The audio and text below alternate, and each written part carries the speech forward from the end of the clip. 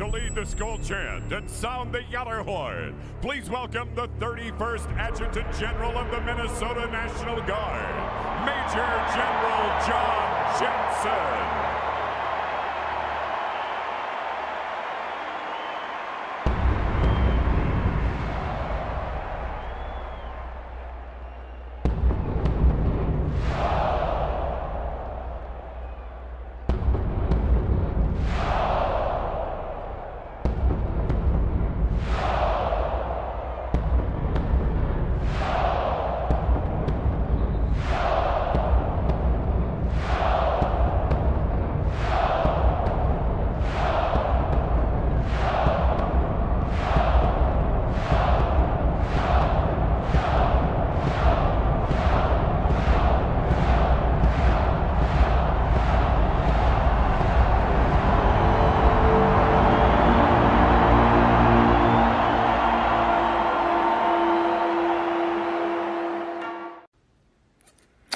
Well, hello, this is John Randall, Minnesota Vikings legend, and it is my pleasure to say, Minnesota Vikings fans uncensored, are you ready?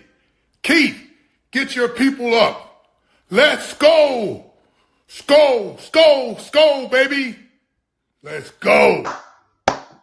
Yo, hello, Vikings fans. Welcome to the Let's Skol show. As you know, I'm Fish. With me, I've got the incomparable Rinaldi, Mr. Positivity, Cody Bowden, he who greets with smoke, Skoleful Shaq. Our Captain Keith is doing his background Keith stuff. He'll be with us in just a minute. He's getting us kicked off. Welcome to our 14th off-season show of the year. We're going to be here every week during the off-season. We're going to get through this abyss together.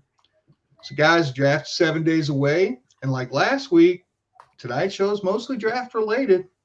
We got Shaq's final prospects this week. We have a mixed bag of 6 players.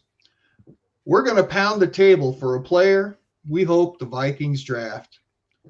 We're going to take a look at some mocks and do another mock draft ourselves, maybe even 2. And for those of you who are watching, if you've got something to add to the conversation, draft-related, let us know. We'll bring you on.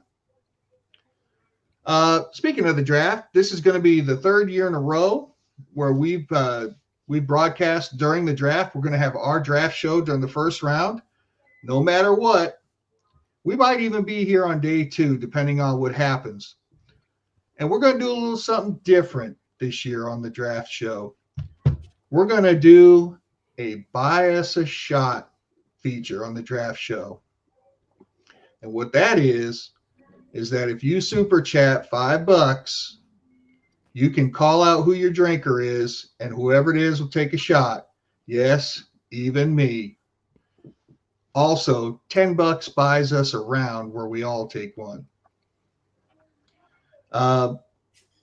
We've got a new episode of You Got Stumped this week. Can I take down Dylan, or does Dylan get me? We'll find out. And our hot takes. So once again, we're 7 days away from the draft.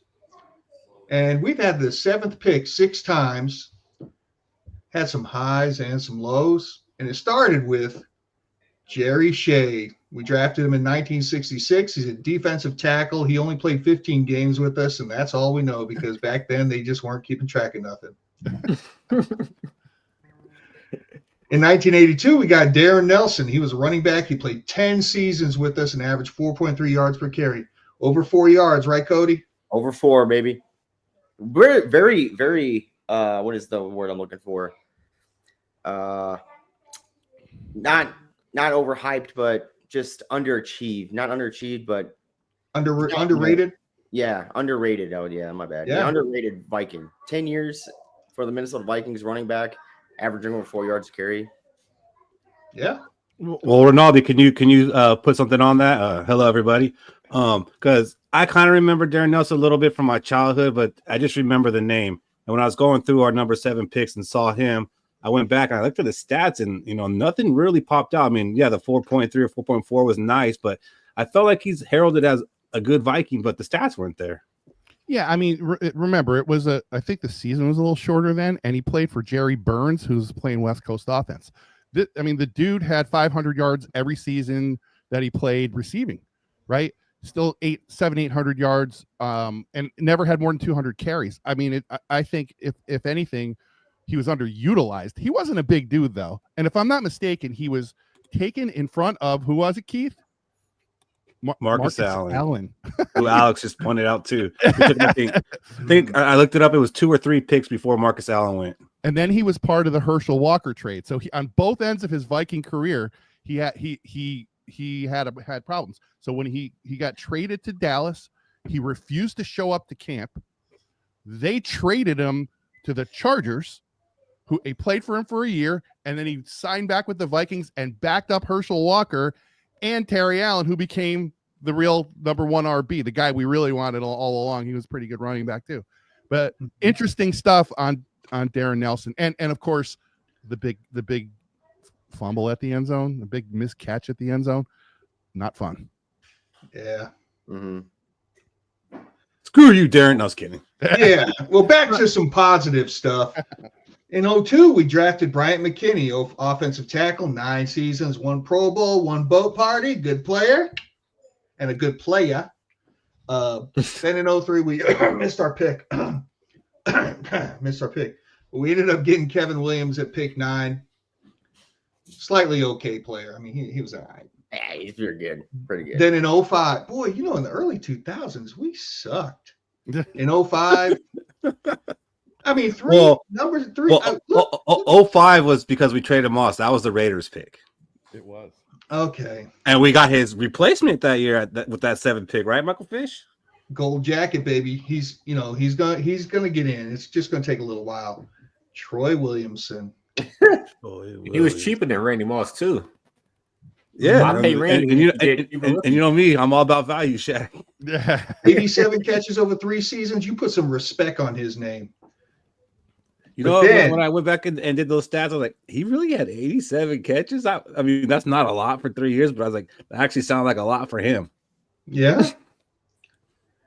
And then comes the worst of them all.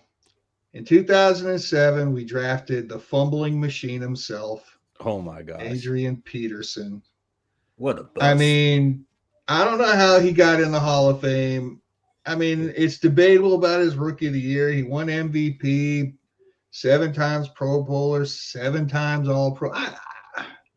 Somebody in the comments is going to have to convince me about this one. That's more 7s. 7 Pro Bowls. Yeah. 7 All-Pros. So let's add another 7, guys. Anybody that wore the number 7 that you want to shout out for the Vikings? Go ahead, Captain. Nothing really comes to mind. There had to be somebody that wore number 7. There had to be multiple players that wore number 7. A couple of good ones. Mm-hmm. What's it? Most of them had Case Keenum. Case Keenum. Here we go. Case Keenum. 4 hours, crazy. baby. When you say that, most of the number 7s had one actually good year for Minnesota, and then they fell off a cliff. I mean, some of them only got one chance to play for Minnesota, and then didn't get brought back, and then the team failed because of that. And that was only one number 7, actually. That was Case Keenum. Oh, my bad. No, he didn't wear number 7. So yes, Case Keenum is the greatest to ever wear number 7 for the Minnesota Vikings, and I challenge you guys to tell me a better one. I got one. Rick Danmeyer. Kicker. That sounds like a 70s name, David. It was. Yeah. No. And it doesn't sound like he was playing football. I was doing something else. Case Keenum wasn't even the best quarterback to wear number 7, bro. Yep. Because who was? Randall Cunningham. Here come the jokes. Randall Cunningham. Yeah. Nah. Yeah. No, Case. I'm taking 17 Case over 98 Cunningham every day of the week. Yeah, 15-1. Sure. Oh, so then I guess you're taking Sam Darnold over almost any Viking quarterback then. In one season. Sure. Except Cunningham. Bro, got that many. Except Cunningham. If he wore number 7, I'd have taken him. He had 2 7s, 14. Skol, Unc. Hi, Unc. Skol. Skol. Everybody say hi to Unc. Skol. How about the guy that just got paid? Number 7, still on the team. Just got the bag. Byron Murphy Jr. Boom. That's a good one. Ooh, I like that. That's a good one.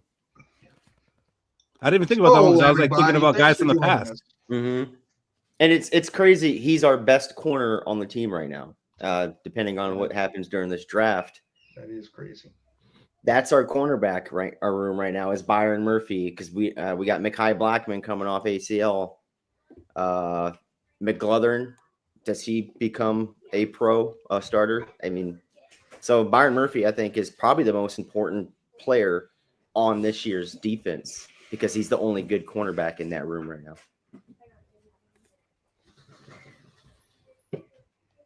Say you, Fish. Christian Ponder. Why Ponder? Because nobody could watch Adrian Peterson coming off of a bum knee run us right into the playoffs like that man could. And not only that, but that man hit the Hall of Fame when it came to matrimony. Come on now. Let's put Sam Ponder up against any of the other 7 wives. Fair. What's up, Yeah, Christopher? Been a while. That's fair. Christopher Pond. That's pretty funny and pretty good timing. Mm-hmm. The worst memory about Christian Ponder is that year we made it to the playoffs, and then he says he was hurt. And then here comes Joe Webb in the game, and we just get dismantled. I mean, I do believe he was really hurt. Hey, look, Joe Webb was a mobile quarterback, Cody. That's what we've been pining for, right? Oh, yeah.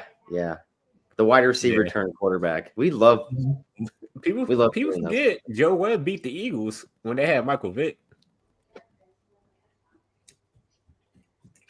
Cody says, I've had enough of that bullshit. Cunningham's running away with this number 7 thing. I put a poll on YouTube. Way to pull that one out of the hat, Rinaldi. Hey. Or was that pre-production? Hey. Hey. Winner. Facts are facts, man. Yeah, I'm a winner. So for me, yeah, I have to say my favorite number 7 would be Patrick Peterson. For the 2 years he was with us, yeah, he was old and kind of washed up, but he also brought that veteran leadership to our secondary, and at least he was catching picks. I think before Patrick Peterson came, we wasn't really catching picks from our cornerbacks.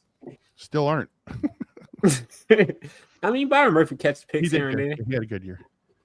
Shaq, he got Cousins' shirt off him too. Yeah, I'm pretty sure Patrick Peterson was instrumental in the Kirko Chains revolution. Yeah, him and Darisaw. Yeah. I just want one of those players like a young elite Patrick Peterson on this team. It ain't over yet, man. It ain't over yet. 7 more days, please, please, please. It ain't over yet. That's where the hole is, bro. We'll get into that, but that's where the hole is. And, you know, Alex Hortis, he may have come up 20 yards short on that Hail Mary, but he had a high football IQ. Figure it out.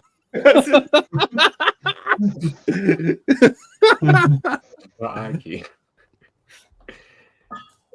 I figured you'd be good to go. I figure you always stay ready.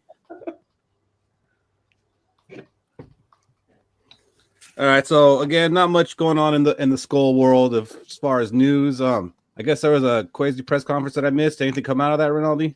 Yeah, there was a couple of things. I think Kwesi said one thing that I think is worth picking up on. And I don't know that we've been talking about it that much or this show's been talking about it that much, but we are all in love as Vikings fans for whatever reason with that the extra pick that you get. And he said that 3rd round pick, the compensatory pick. So he said that he is not going to not take or take any player because of a compensatory pick. That's not going to be part of the play. I think it was like the only newsworthy thing that I heard out of that whole other thing. Everything else was, I'm not going to tell you who I'm going to draft. No shit. The last 10 years, nobody told us who they're going to draft. Right. So, I mean, I think it's pretty simple to go into one of those. I can't wait to hear him after the draft. I don't know. The pre-draft one's kind of goofy. I don't know that anybody's getting anything out of a general manager in any team, which way they're heading, other than maybe like if they plant something to take you off the case. That's about it. Yeah, I think the fans are getting all whatever about the comp pick because I think a lot of fans have really learned what a comp pick was this year, right. with Kirk Cousins leaving. So everyone's, oh yeah, Kirk Cousins is going to go, but we're going to end up with a 3rd round pick. Wait, what? And then all of a sudden now comp pick this, comp pick that. Oh, we might get one for Danielle Hunter. So now everybody was a comp pick genius in this offseason. Like, whoa, they can't sign this guy, or if they sign him, or if he gets signed, then we're going to get this draft pick. Like everybody all of a sudden became a genius on the comp formula. Right. And I think that really came into play with the Kirk Cousins thing. And we're overdoing it though, man. Come on. It's a 3rd round pick. When was the last time a 3rd round pick started for this team in the first year? I mean, I can't remember. I'm sure there is one. I just can't remember it. So what do you think about what Lucy said? She said he basically sounded like they had a plan and they weren't depending on the draft to, go ahead with that plan. He did say that. It's believable. Like, I like how Kwesi gets up on there and he's very confident, like Lucy said. He feels like he does have a plan going forward. I just don't want that plan to be, hey, we're trading back and we're picking Lewis Cine. I like that you didn't have a fucking plan, honestly. If Lewis Cine was your dude on the board, you would have had him. You wouldn't have traded back that far, in my opinion. To me, Kwesi having a plan, he doesn't have a plan. It's whatever falls in his lap. If it falls in his lap, that's what he takes. I'm going to disagree with that. I think that you might have been right in year 1 and maybe year 2, Cody, but I think that by year 3, I think that he had progressed. I mean, we can all get better at our job as time goes on. And here's the thing, though, about that I've got a plan. Everybody's got a plan until they get punched in the mouth, right? Mm-hmm. So when you've got the guy you want, the person you want to draft, and somebody trades up ahead of you or whatever and snakes him out right from under you, we as the public will never know that was the guy you actually wanted. The guy you get's going to be the guy you wanted. But the fact is that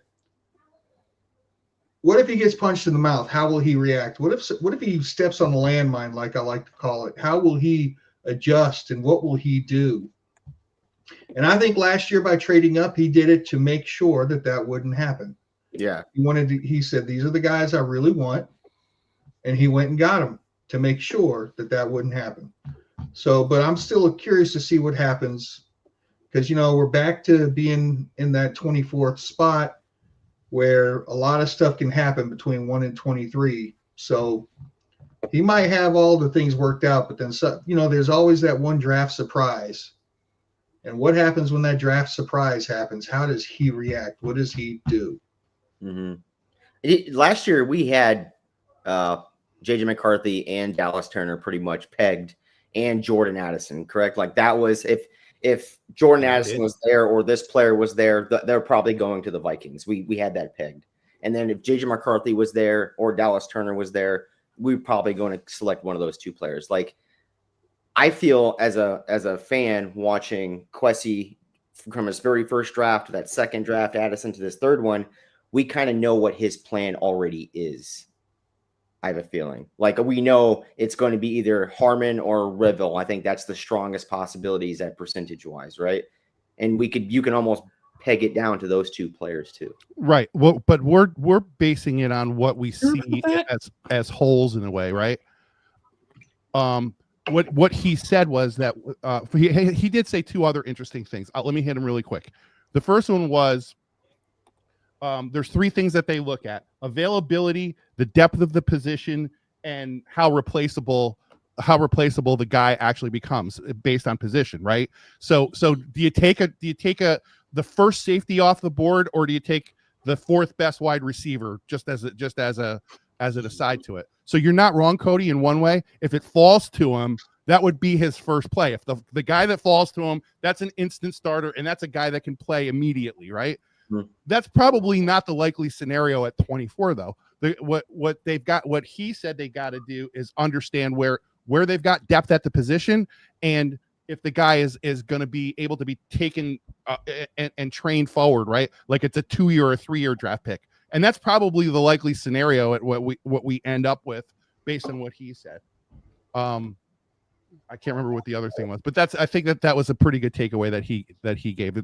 He does have a plan. It's just a plan A, B, and C, and you're not going to just stick with one plan. I don't think you can in a draft where you don't know where what's going to fall to you or where you're going to end up picking or what you actually need. So don't buy a shot next week so that way you can see more of that.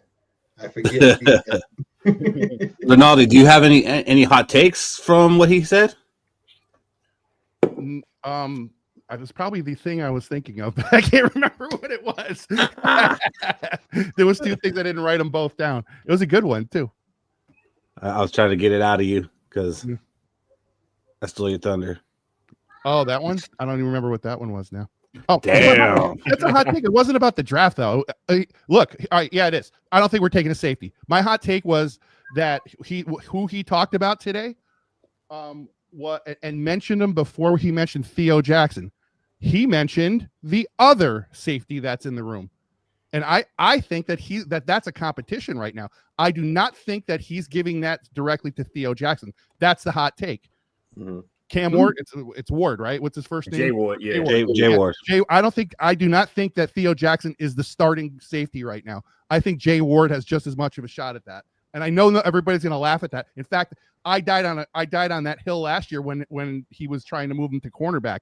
They like him enough that they thought they could move him to cornerback. I think that he's got a shot at starting over Theo Jackson, or at least competing with him. I do not think that's a done deal right now. Lucy says she thought he said something about maybe bringing a player back. Do you recall that? Was it Dalton Reisner? I didn't hear it. I don't remember that. Okay. I don't remember hearing that. I saw someone that Dalton Reisner said that he is still in talks with the Vikings. I saw that. Yeah, I saw that too, and I think it's just him trying to manufacture a market for himself. That's that when you try to help your ex to see if she's still interested. Pretty much. He named 3 teams, and the Vikings were one of them. Yeah, you're right. I think the Broncos were one. That's his ex team. That's his ex, like Shaq said. I wouldn't mind bringing Reisner back though, just to put him in that competition. Hey, like, chat. How do you rate Cody's new setup though? Look at that thing. Got the jerseys, got the cards.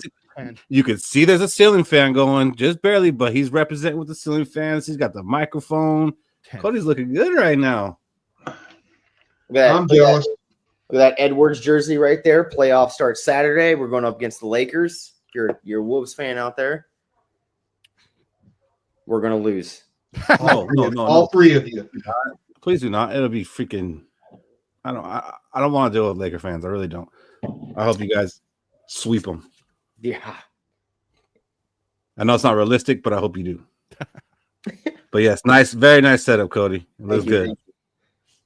Not like I said, not a lot of news, but the backup quarterback market got a little bit thinner. Drew Lock re-signed with Seattle Seahawks, and Joe Flacco, who many thought was the guy the Vikings were going to wait to sign after the draft, ended up signing with the Browns. And it also came out that he was never really an option for the Vikings, which, that came as a shocker to me because I thought, okay, that makes sense. They're going to bring an older guy that doesn't expect to play much, but if he has to, he can. So realistic options right now, man, it is thin. You can go look up anywhere, list of free agent quarterbacks, and there's nothing out there. I'm not even including Teddy Bridgewater because he retired. He came back. He hasn't said anything that he's coming back to play. I haven't heard his name circulate anywhere. So really the only options are Carson Wentz, Ryan Tannehill, who didn't even play last year. Then you got Tyler Huntley. Like, those are the only 3 viable options. Wait. Who you rocking with? Pro Bowler Tyler Huntley. Pro Bowler Tyler Huntley. You are correct. I think I said this MVP candidate Carson Wentz. Yes, I think I said this about 3 to 4 weeks ago about Carson Wentz because I wanted Carson Wentz because he sat behind Patrick Mahomes. He had to have learned something from Patrick Mahomes during his time with the Kansas City Chiefs that he can pass along to JJ McCarthy. And I did predict Sam Darnold to the Vikings right after the Super Bowl at the end of February. I'm predicting Carson Wentz will be a Minnesota Vikings. So let me ask you a question. Why wouldn't they sign him right now and you can't say compensatory pick? I think it's going to be after the draft. Why wouldn't they do it now? Because I think something weird might happen during the draft for one of those quarterbacks that might drop into the 3rd round. So Carson Carson Wentz is a plan B, not a plan A. If something happens, there may be a better option, is what you're saying. He's like a plan B. I would say we're looking at all the options. I think plan A is either Carson Wentz or the rookie. I think that's what it's going to be coming down to. I don't think they want. They don't. How do you feel about that though? Going into the season with basically 2 rookie quarterbacks.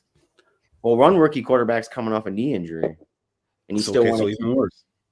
You still want to keep a rookie contract, a guy that can be here for 5 years on a rookie deal, right? So, if let's say Jackson Dart falls to the 3rd round, and you have to take Jackson Dart in the 3rd round. They don't know. I think taking a quarterback in the 3rd round is the biggest waste of a pick you can possibly do. I wouldn't do it. I don't care. I wouldn't do it either. I'd go sign Carson Wentz right now. So Carson Wentz really looks like the best option because, Ryan Tannehill, maybe, but he hasn't played football in a year, and he ended up getting his job taken by the freaking banana peel eating Will Levis. So I don't know how good of an option that is. And he also, is famous for saying, it's not my job to mentor this guy, like when they, drafted the quarterback. So I don't know that that's necessarily a great fit. Do you guys think maybe they view Brett Rippon as the backup quarterback and that they're just already set? I think that they'd be okay with letting him fight it out with somebody else, and our backup quarterback may be on another roster too. I mean, we're just talking about free agents. There's guys that are hanging on rosters. I mean, if you look at the Seahawks roster, they're carrying like 4 quarterbacks right now. One of them not, and I'm going to come up with the one I don't think anybody's saying. I'm going to say it. I am. Don't say it. I'm saying it. Jaron Hall. No. Well, I kind of system. He's got another year under his belt. I'm agreeing with David here, not with the Jaron Hall thing, but what happens if one of those quarterbacks does drop right to the 3rd round, and like Seattle's that quarterback with 4 quarterbacks through him looks at it and like, ooh, I could trade up with Minnesota and grab that. But is that really a plan though? Like we're gonna wait and see if somebody gets cut. No, I'm saying trading wise. Like there was some good backup options early on in free agency, and they let that whole thing just slide by, and none of them were expensive. Like they could have had a quality backup quarterback, which I mean that kind of leaves the other option out there.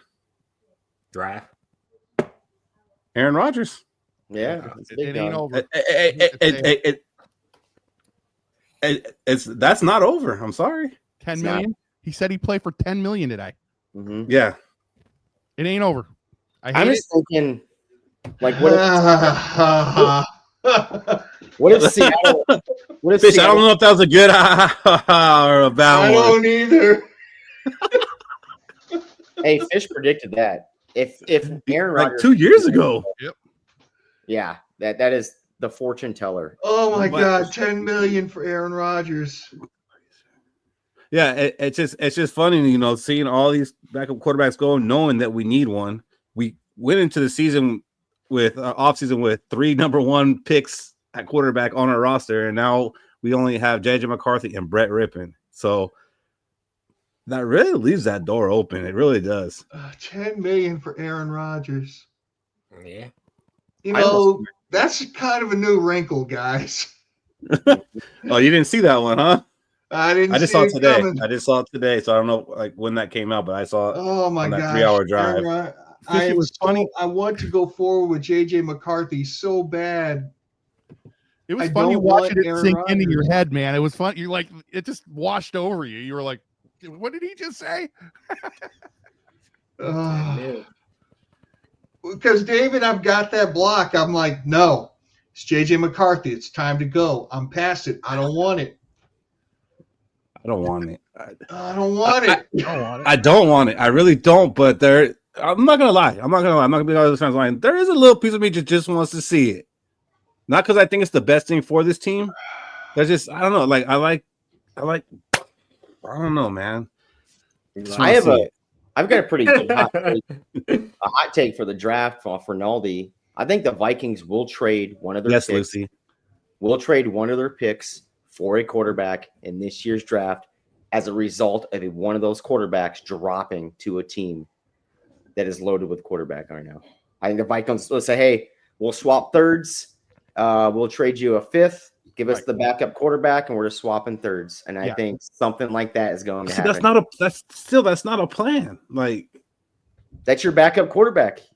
But the plan is something like that's going to happen. You say it's not a plan. They may have already talked about it. They may. I mean, the GMs may have said, "Hey, look, I got 4 guys here. I'm going to keep them for now. But if I pick somebody up, or this happens, they're having conversations like that right now, for sure. So it is. If Jackson Dart is there in the 3rd round and you're up, I will trade you my backup quarterback for your 5th round, and we'll just swap thirds.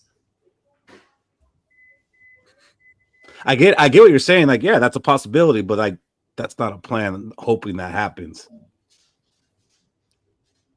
Yeah. So I don't see how it's not. But okay. So because it's not. How's that your plan? That's a hope. Plan.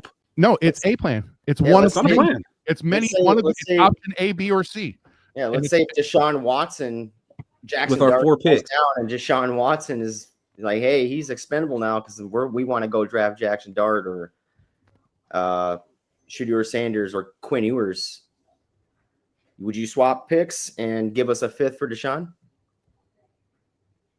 So well, no, because he can't back up this year. Are on the Eagles roster. The Eagles? I think just the 2 right now. They got Hurts and they got Tanner McKee. There you go, McKee. I was about to say Shaq's boys, but he was quick on it. Don't they have DTR too? Did they get DTR? They traded for him with the Browns, didn't they? Damn, Super Bowl winning quarterback, DTR. Man.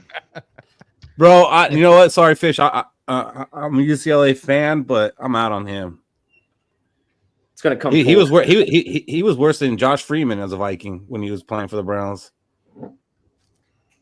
It was pretty bad. Coaches in our scheme. Full circle. Coaches in our scheme. I always forget about that one. I mean, it's a proven commodity. Look what we done. So, without having a backup quarterback, letting them all go, like the ones that were available, not bringing somebody in, and then having a pretty awesome offseason as far as signing free agents. And really, like, it's a short window with the free agents we signed. Like, the free agents we signed, this is like, we're trying to win this year right now. Do you think that maybe they're putting too much on JJ McCarthy? Oh, yeah. Because it's really JJ or bust at this point. No, Fish? Not too much on them? Nope. Why not? Cream always rises to the top. Just the right amount of pressure and heat, and you make yourself a diamond. Otherwise, it's just a lump of coal sitting in the ground. What if he's just spoiled milk and not the cream? You know, like it ain't. Cody, what jersey are you wearing right now? If we want us, then we want that. It ain't. Kid's been a champion everywhere he's gone.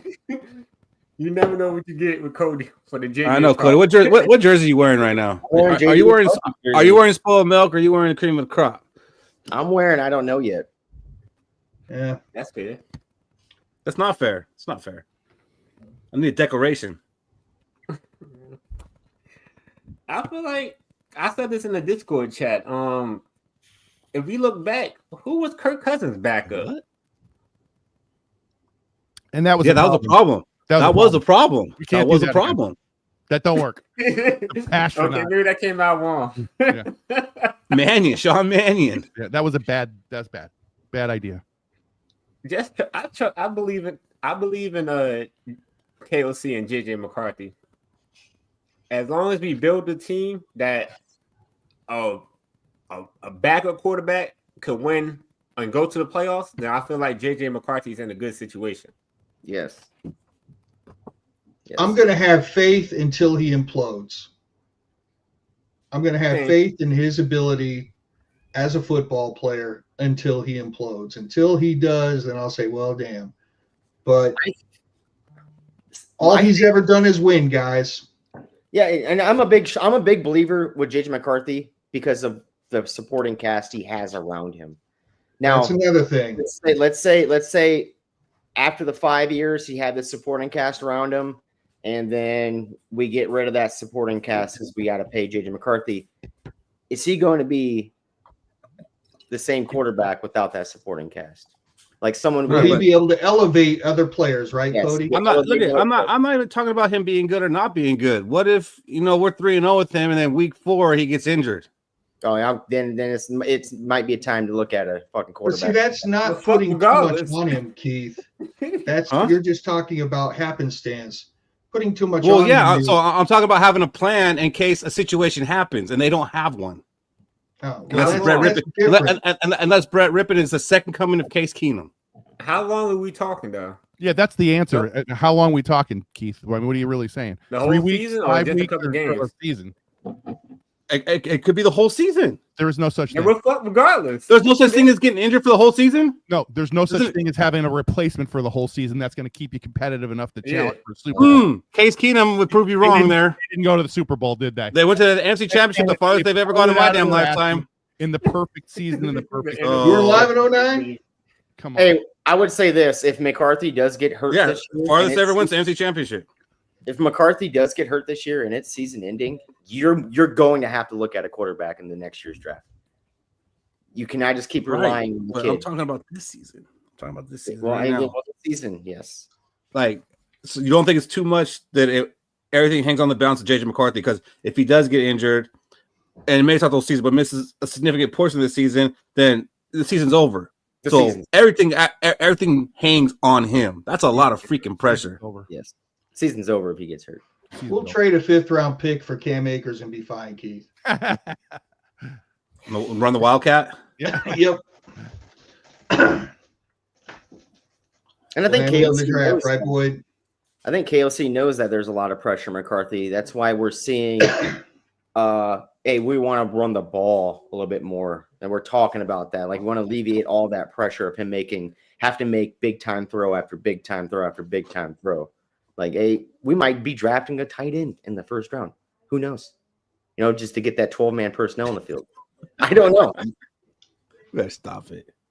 That would be 13-man personnel. Yeah, because 13-man personnel. Something to alleviate the pressure away from JJ McCarthy to where he doesn't have to throw the ball like we saw Sam Darnold do and only run it 11 times a game. Yeah, not going to happen. Yeah. Hey, Jason, for that yearly trip you're targeting, you might have to go to Ireland. Bro, Wow. I want to do that. That sounds good. Because that's the rumor that the Vikings might be the Ireland game with Pittsburgh, which I'm all for it. That means they're not going to Brazil with San Diego or Los Angeles. San Diego. Is Boyd Stupid guy. LaChance breaking some news right now, or is he just being wise? Quasi signed through 2026 draft, y'all. When does Quasi? Can someone? His contract ends before next draft, so it's not through the draft. Yeah. Yeah, he was signed before the draft. Yeah, I mean, okay, sorry. No, but the thing is, a GM's contract doesn't end at the end of the season. Their league year starts like at the draft. Yes. Mhm. He's got this draft. He doesn't have 2 drafts. This is it. Yeah, I don't think he gets a draft next draft. I think it has to happen like right before the draft. This is deadline. Yeah. I could be wrong. I don't know the actual deadline, but I know it's longer than like a player or a coach. I say we just sign so we can get this hot take out the way. I don't know who made it a topic. Fucking Boyd. That's that hot take. That was my hot take. Oh, your hot take. Oh yeah, that's right. But there's 2 people who got a hot take that he won't get signed though, so they're going against you. All right, let's do stumps. Since we didn't get to it last week, let's jump into it. Fish. Yeah, buddy.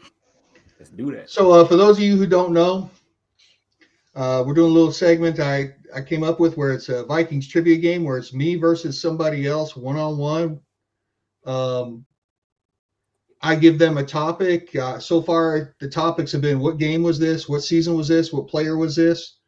They get a certain amount of clues and have a certain amount of guesses. If they can guess it within that time frame, within that parameter, they win. If not, they got stumped.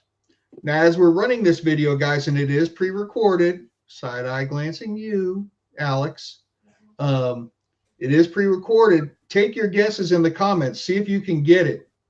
I'm always looking for people to play. I keep it within your fandom. So if you tell me, yeah, I'm pretty confident from 2002 on, I'm not going to ask you about the 1989 Minnesota Vikings. It's going to be something 2002 on. I want players, and I'm also thinking about another format with a head-to-head where I have 2 players, and they're going against each other. And so let me know if you're interested. Hit me up. And with that, it's me versus Dylan. Let's see who comes out. I'm going fish. Another episode of Let's Skulls. You got stumped. The Minnesota Vikings trivia game. I'm Fish. Today I got Dylan with me. Dylan's been with us for a minute, probably since just about the beginning of this whole thing we started. He gets on from time to time, gives us some good insight. And Dylan, your category is going to be, what game was this? So you got to give me the year and the opponent. Bonus kudos and attaboys if you can tell me if it was home or away. Okay, year and opponent. All right. You're going to have 8 clues. You get 3 guesses. First clue, we lost 30-17. Okay. Second clue. I was gonna know right off the bat or for that one. Second clue. We were 1-2 going into it. Okay. So we went 1-3 basically. Yeah. Okay. Adrian Peterson had 18 rushing attempts for 80 yards, 2 touchdowns, 4 receptions for 21 yards. Okay. All right, that gives me a little bit. Second stat line. Chad Greenway led the way for our defense with 11 tackles and 1 tackle for loss. Next clue, next stat line. Aaron Henderson had 3 tackles for loss and a forced fumble. Okay. Next one's going to be a big one. Gus Farrat went 25 for 43 for 266 yards, and Tavares Jackson went 1 for 1 for 8 yards. Both of them got sacked twice. Okay. So we're getting into clue 7 here, okay? All right. Is the stat line going to come from the Green Bay Packers?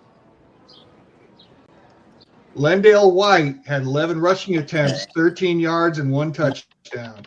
The Tennessee Titans? Lendale White. USC. Wasn't he the Thunder of Thunder and Lightning? Damn, we lost to the fucking Titans? Damn. Then I got one more clue or what? One more clue. Okay. Another stat line for the opponent. Tony Brown had 1.5 of those 4 sacks. Kyle Vanden Bosch had 1/2, and Albert Hainsworth had 2. And I get 3 guesses? 3 guesses. So we played the Tennessee Titans.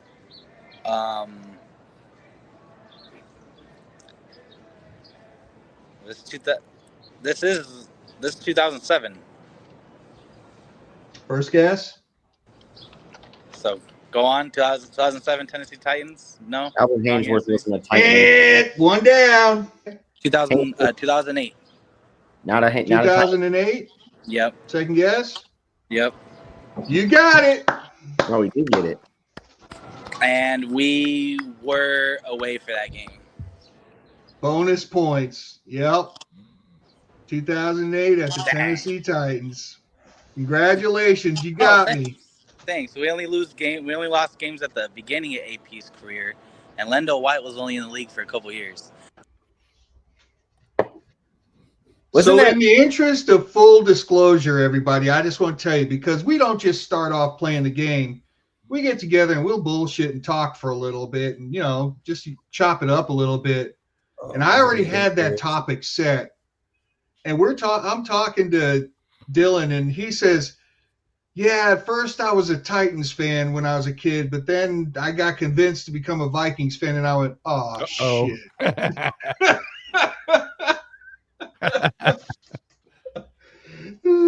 Skol steady. So I knew it was going to be a tough slug for me to beat him on that one as soon as he said that. Yeah, he got you. That's a pretty good one. I don't know. I think we need to put something in there though, where they have to make a guess after like 3 or 4 clues, and not wait for 7, 8 clues. Okay, now let me rattle off 3. Right. Maybe, yeah. Hey, Shaq, what are you doing on Saturday? Oh, wait a minute, Saturday late afternoon. No idea, but I could probably hit you up Friday evening and give you a better guess. Unc, what are you doing late Saturday afternoon?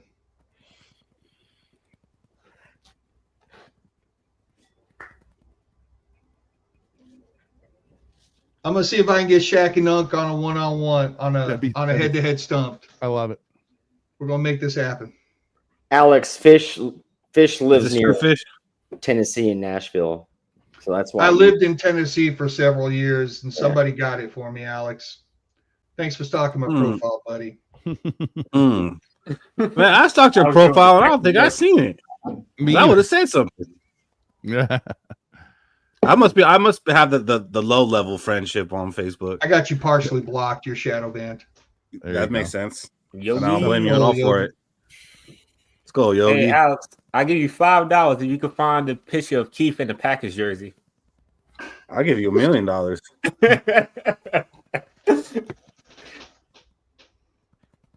right. So with that, we're gonna enter to the draft portion of this, and we've been going over players, prospects that the Vikings could be targeting in this draft. Shaq's done a good job presenting these guys for you. So first, we're gonna go over the guys that we've already talked about, and then we got 6 more that we're gonna add. We've been doing it by position.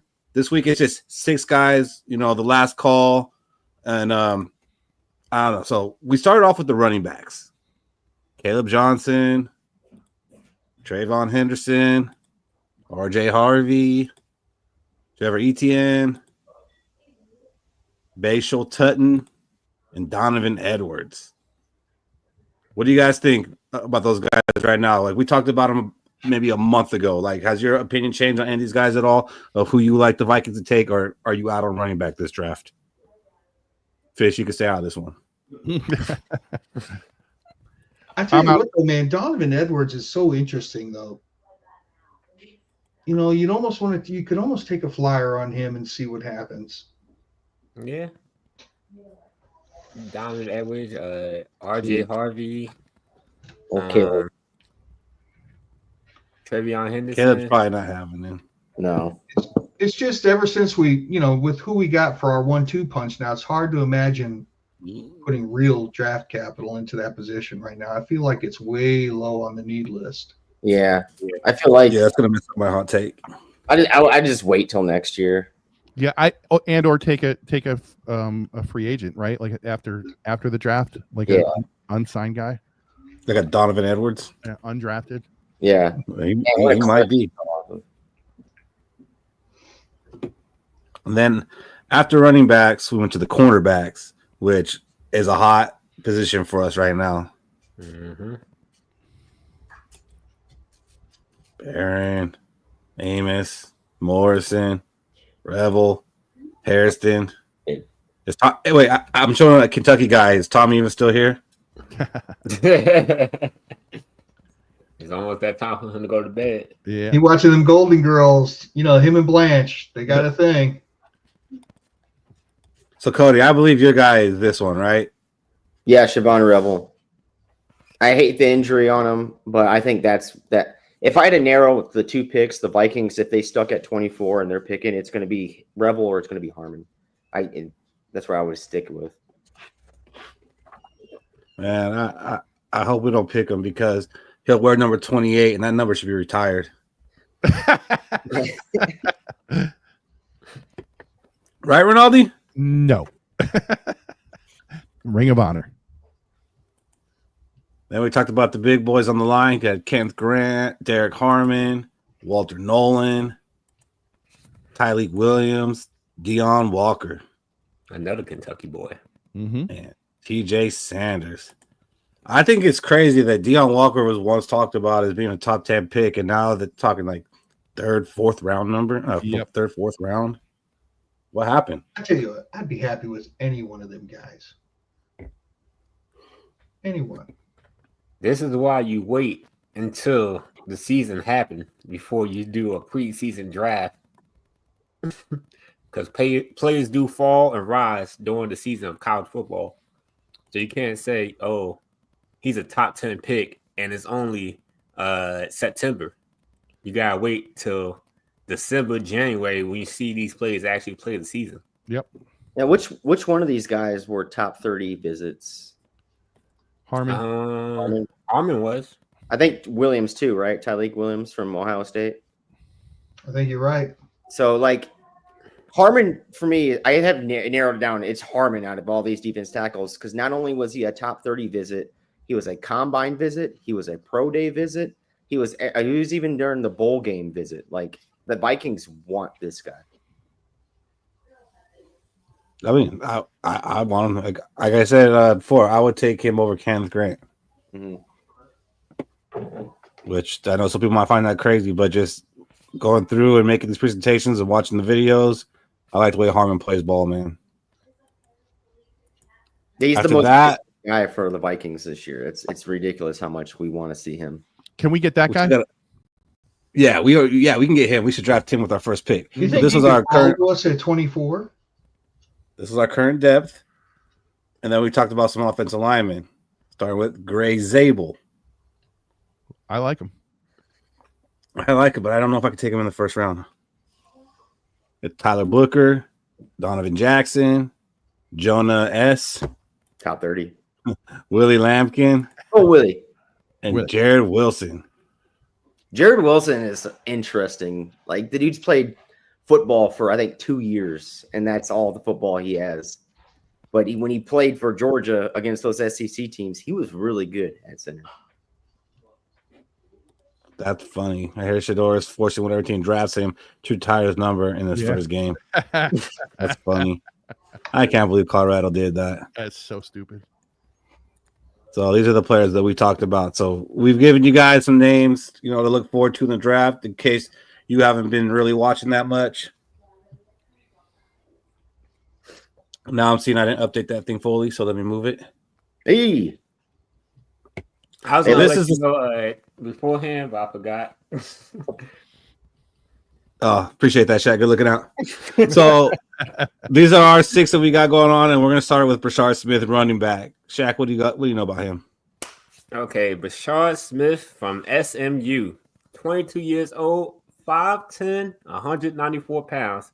So the reason he's kind of lightweight is because he used to actually be a wide receiver, and he entered the collegiate level as a receiver, and he converted to running back because I think Miami had too many weapons at receiver, and they wanted him to, in order for him to get on the field, he converted to running back. And he still wasn't getting no burn, so he transferred to SMU, and this was really his first full year of being a starter running back. So what I noticed about him was he has elite speed and acceleration. Smith boasts a 4.39, which he ran at the combine, enabling him to outrun defenders and turn routine plays into significant gains.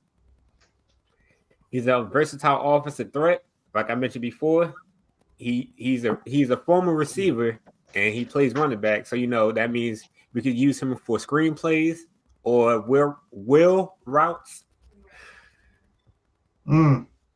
He also is a special teams contributor. Right now, I don't know who our special team kick return or punt returner is. Thank you. But if we take him, he probably could definitely compete for that spot for us. And I said a player comparison for him was Jarrett McKinnon, who we had a few years ago, who I wanted to keep over the other running back we had. Latavius Murray? Yeah. Latavius Murray, yeah. So he reminded me of a Jarrett McKinnon type. Shaq, he's a top 30 visit, right? Yes. That's actually how I found out more about him because I looked at the top 30 visits and I was like, Look at this running back. Look at that. Look at that catch for a running back. Hey, who was the other good running back that came out of SMU? Like, really good. I think Hall of Famer. Craig. Eric Dickerson. He's an analyst now. Eric Dickerson. It is Eric Dickerson. Okay, when they had Eric Dickerson, they also had that Craig guy who's the analyst. That I think they actually got in trouble for violating NCAA rules with paying the players back then. Yep. Pony Express. Can you imagine? Yeah. Look at this. No one's catching him. Look at this. He's got wheels. And They SMU also had Doak Walker and Craig James. That's the one you talking about? Craig James. Great Yeah. games, yep. And So what SMU, round projected? He's projected to go anywhere from the 3rd to 5th round because of his size. Like, he's a small running back, and like, you gotta kind of scheme for his touches because you don't want him doing what he just did, running up the middle in the NFL. Because in the NFL, they're gonna be a lot bigger linemen who's gonna be hitting him. This. He looks like Jordan Addison to me. yeah, he was the big reason SMU came back to life. That program did and entered the top 10 in the national rankings. Got to the playoffs. Yep, Mm-hmm. he's a big reason. Some I mean, games you he's can just watch of his is the ACC championship game versus Cal. He rushed for 113 yards on 24 carries. And you can watch his game against Pittsburgh where he had a career high 161 yards, 3 touchdowns. I'm surprised they brought him in on a top 30. I like him, but is he a scheme fit? I mean, we haven't had a guy like that in forever. I mean, I think so. In the zone, like getting him into open space, doing the screens and things like that, and not being the number 1 back.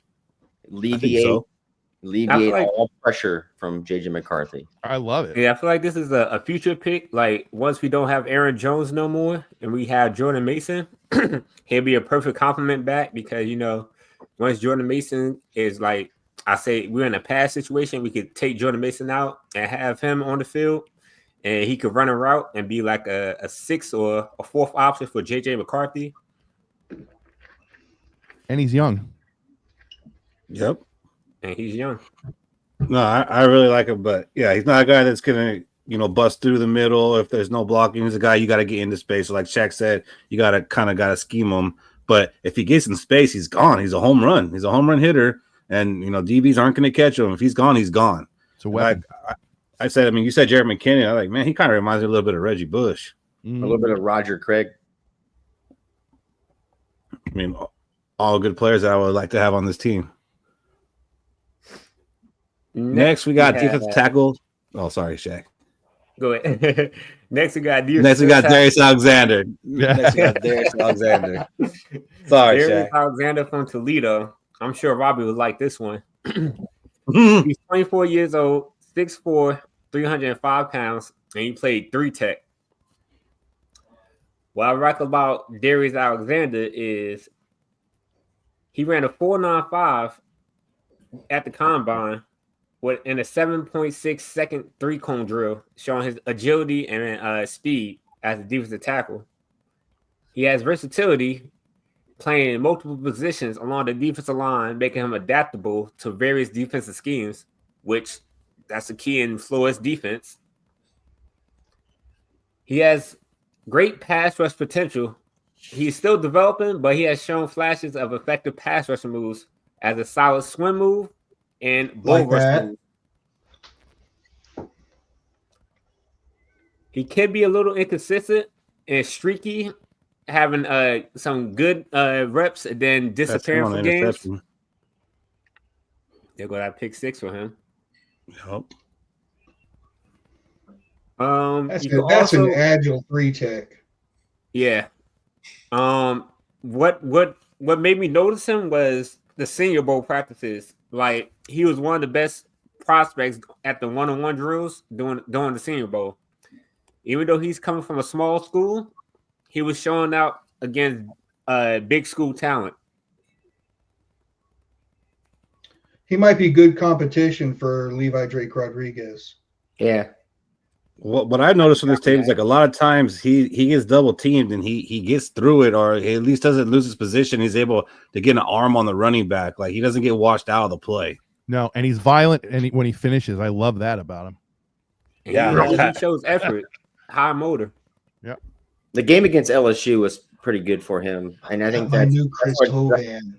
I think it's what a lot of people saw that elevated his draft stock. And then another swim move. East-West Shrine game.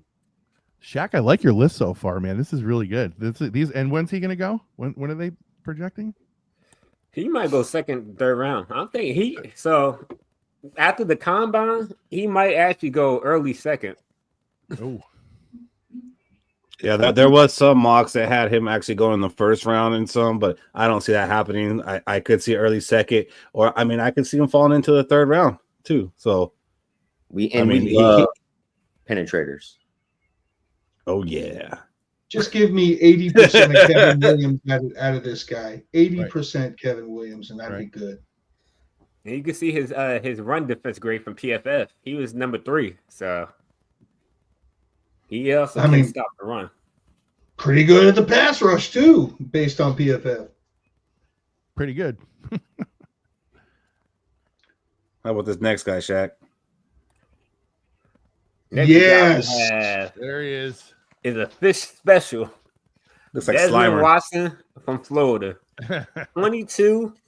He is 6'5", 464 pounds. He's lost weight. Come on. He looks man. like That man has Slimer. lost 21 pounds. Come on. I ain't happy. Defensive tackle / nose tackle. He's more so a nose tackle. That weight is not a typo. Holy shit. So what I like about him is he Jabba. did 36 Jabba. reps in the bench press. So he's one of the strongest. Well, he doesn't have to move his arms very far from his fucking chest to the fucking point. He can't.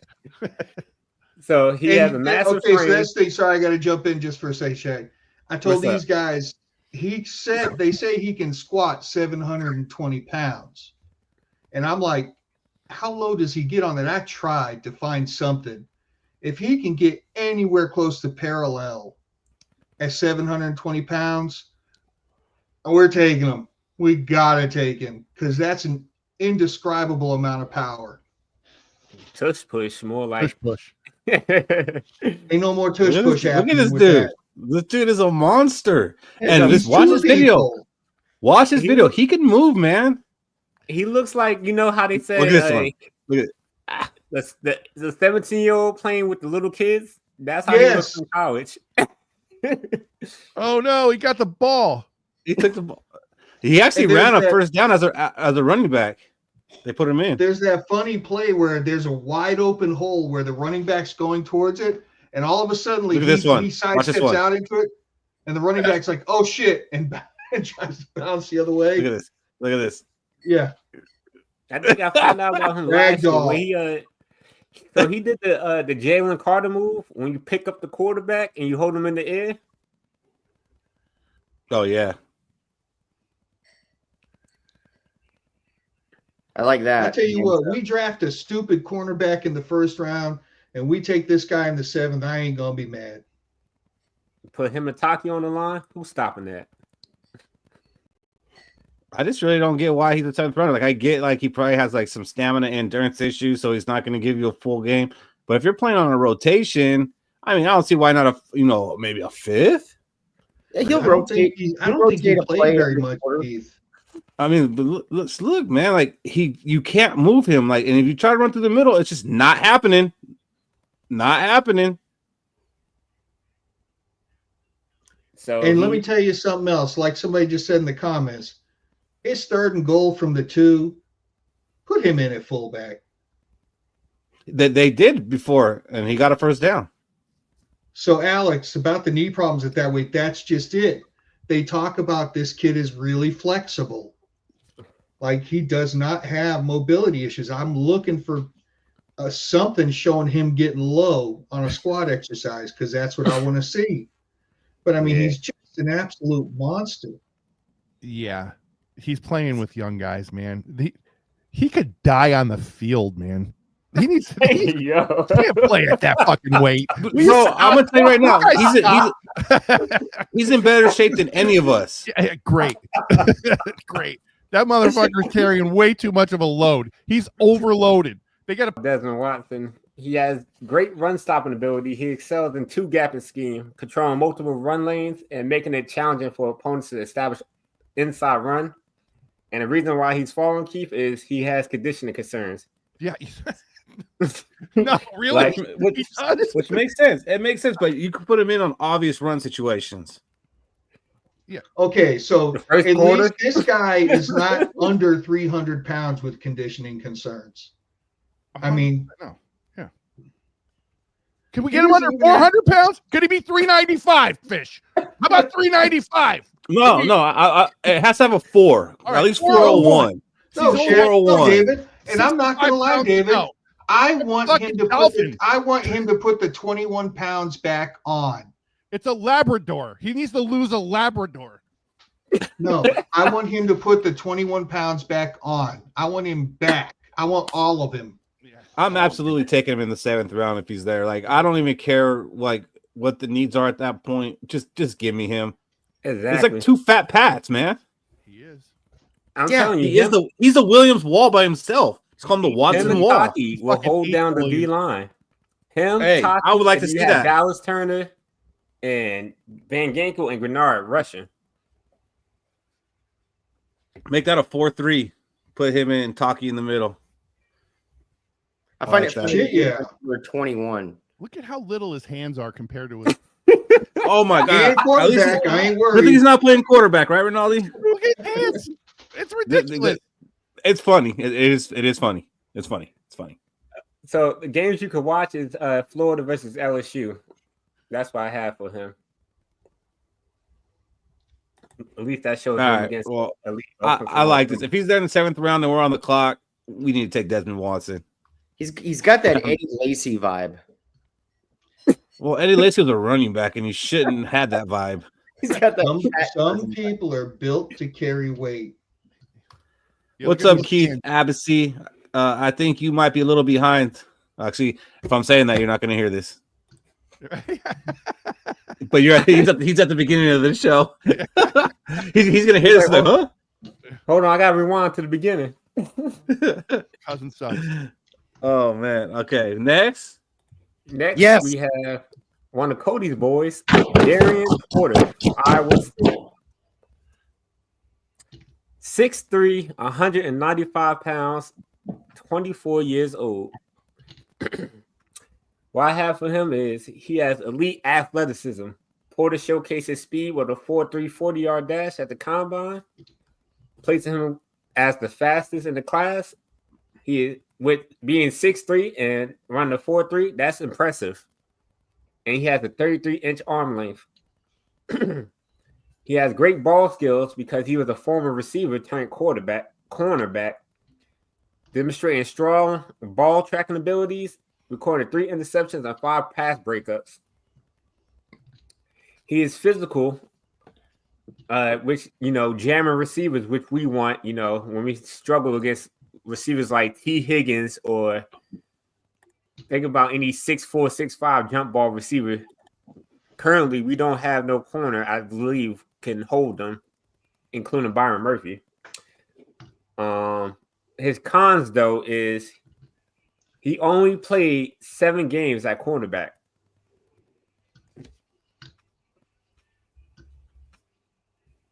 What did he play before that, Shaq? Receiver. He has those ball tracking skills. You can see it. Mm-hmm.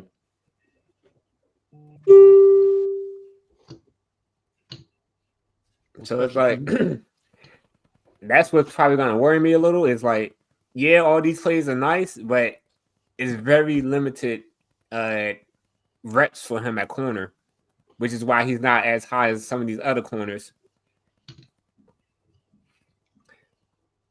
Cody is not Iowa State. Not a state guy, but I do like Darian Porter. I think Darian Porter. See return corner. There she is. Robbie. Been lurking in the shadows. I like his tape, man. And, for the limited amount that he actually played the position, he plays it pretty well. I think he's kind of a developmental piece. You see him here blocking a punt. He's blocked kicks and punts. So as another guy you could put on special teams while you're developing him as a cornerback. I don't think he comes in and starts right away, but you could probably get him in some packages. But he could actually develop to be a really good cornerback, like maybe even as good as Isaiah Rodgers one day. We could only hope. He might There's even the take his Hawkeyes. job. Yeah, he smoked us. Woo! Yeah, Yeah. kid was Sorry, Cody. nasty. This. That was one of the games I had. Sorry, Cody, I had to get that part in right there. Well, it was awesome to watch that game, and then Darian Porter is trying to follow throughout because our best receivers are our tight ends, and he manhandled our Iowa tight ends. And if you look around the league, the best tight ends in the league are from Iowa, and he manhandled them at 6'3". Like the dude's a big cornerback, and he runs a 4.3 40. Dude's got fucking wheels for days. So if you're not watching the Iowa State versus Iowa game, you can also watch the Iowa State versus Arizona State game. I think he gets picked in the second round. I don't think the third. Really? I think he goes high. I could see it only because there might be a team reaching, because like the best cornerbacks are probably gonna be gone by pick 40. The top 5 or 6 cornerbacks probably gone by pick 40. So if there's someone out there that really needs a cornerback, I mean, he's probably that second tier. It's just and he's healthy. And he's healthy. And look at that. He's also older. Look at that cover grade. And he's playing wide receivers. He's playing Big 12 defense. So that means you're up against spread offenses all game long. He's only played 7 games. He's playing spread against spread offenses. Those 7 games are like 21 in the college, because all they do is pass the ball in the Big 12. Yeah, not a bad guy, but I do think in the second round it might be a little bit of a stretch. But I mean, the board does get thin in this draft, so it could happen. But as of right now, he's projected to be a third rounder, maybe even early 4th. Depending what the Vikings do in the first round, if they trade to get some capital, he might be a guy to watch for sure. Mm-hmm. Or now they stick and pick. or they stick and pick. So now we have the primetime debate of the show. Is a lot of scouts are saying the Vikings are choosing between 2 safeties for the 24th pick if we stick and pick. First, I'm going to talk about Malachi Starks from Georgia. Now, I know a lot of people might have PTSD from drafting a safety from Georgia, but if you watch him versus Lewis Cine, they are polar opposites in how they play. What Malachi Starks brings to the game is he has elite range and instincts, which Lewis Cine kind of didn't have the instincts. He had the range, but range without instincts is you just running around on the field, which why B-Flow didn't really like to play Lewis Cine. Watch this man's tape as Shaq talks. As you watch him play, you can see his football intelligence starts to demonstrate high football IQ, excellent pre-stat recognition, and ability to diagnose plays quickly. There's somebody who said he's not a good jumper. Yes, he had a low vertical jump, but he does get a lot of interceptions jumping the ball. He's also a willing run tackler. He's not going to light up a running back, but he is one of the first few players who's going to hit the running back and, help the defense gang tackle, basically. So, you don't have to worry about him missing the angle like how a lot of people say Cam Bynum misses tackles.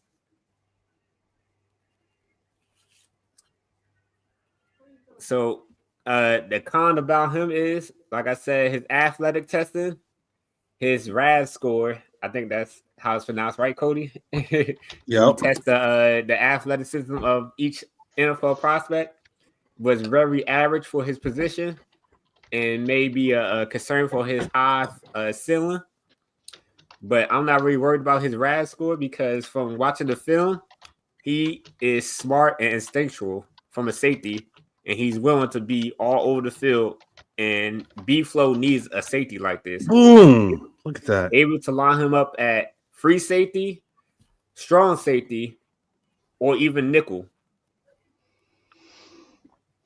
Dude, I like this guy a lot. I like Starks a lot. And I like him more than the guy we're going to talk about next. And Robbie's in here already talking, so we might have to bring Robbie on in a second. Like, his ball skills is like he plays like a cornerback, but he's a safety. He was. Yeah. Look, he's just aggressive and fluid in his movements, and like he goes and initiates contact. He's not waiting. He's not timid. Like he's just going. He's smart. He can tell where the play's going like before it goes. He's just there. Like, oh man, I was gun shy when I first heard his name in his school and his position. I was like, nope. Like you said, Shaq. I was like, nope. The PTSD. But boy, I like him. I like Starks. What he kind of remind me of, if you guys remember Devon Witherspoon, who went to Seattle, as in Devon Witherspoon was a cornerback who he basically pre-diagnosed plays, and like he breaks on the ball constantly. If it's a quick screen, if it's a in route or a cutback, he's breaking on the play, and that's what we kind of need. Like if we have an elite pass rush, then receivers not going to go deep on him because they don't got time to go deep. So we got a smart, instinctual player like Malachi Starks. I'm pretty sure a lot of teams going to struggle against this defense. That PFF grade says I'd pass on him every single fucking time. Yeah, but did you watch the video? Yeah, I'm gonna go the video over the scores. Show me the negative plays. There wasn't any. I tried to find them. They weren't there. They didn't exist. And so the negatives about him is he's kind of over aggressive. That's going to be one of the negatives. Like he might bite on a double move. Yeah, as a safety. But I'll take that over just getting beat deep constantly. Or somebody he doesn't get beat tackle. He doesn't get beat deep, and he doesn't let the ball carrier get past him. He keeps everything in front of him. And like I said, like he plays confident. He's not timid at all. And I see timidness in the next guy. I really do. I see hesitation.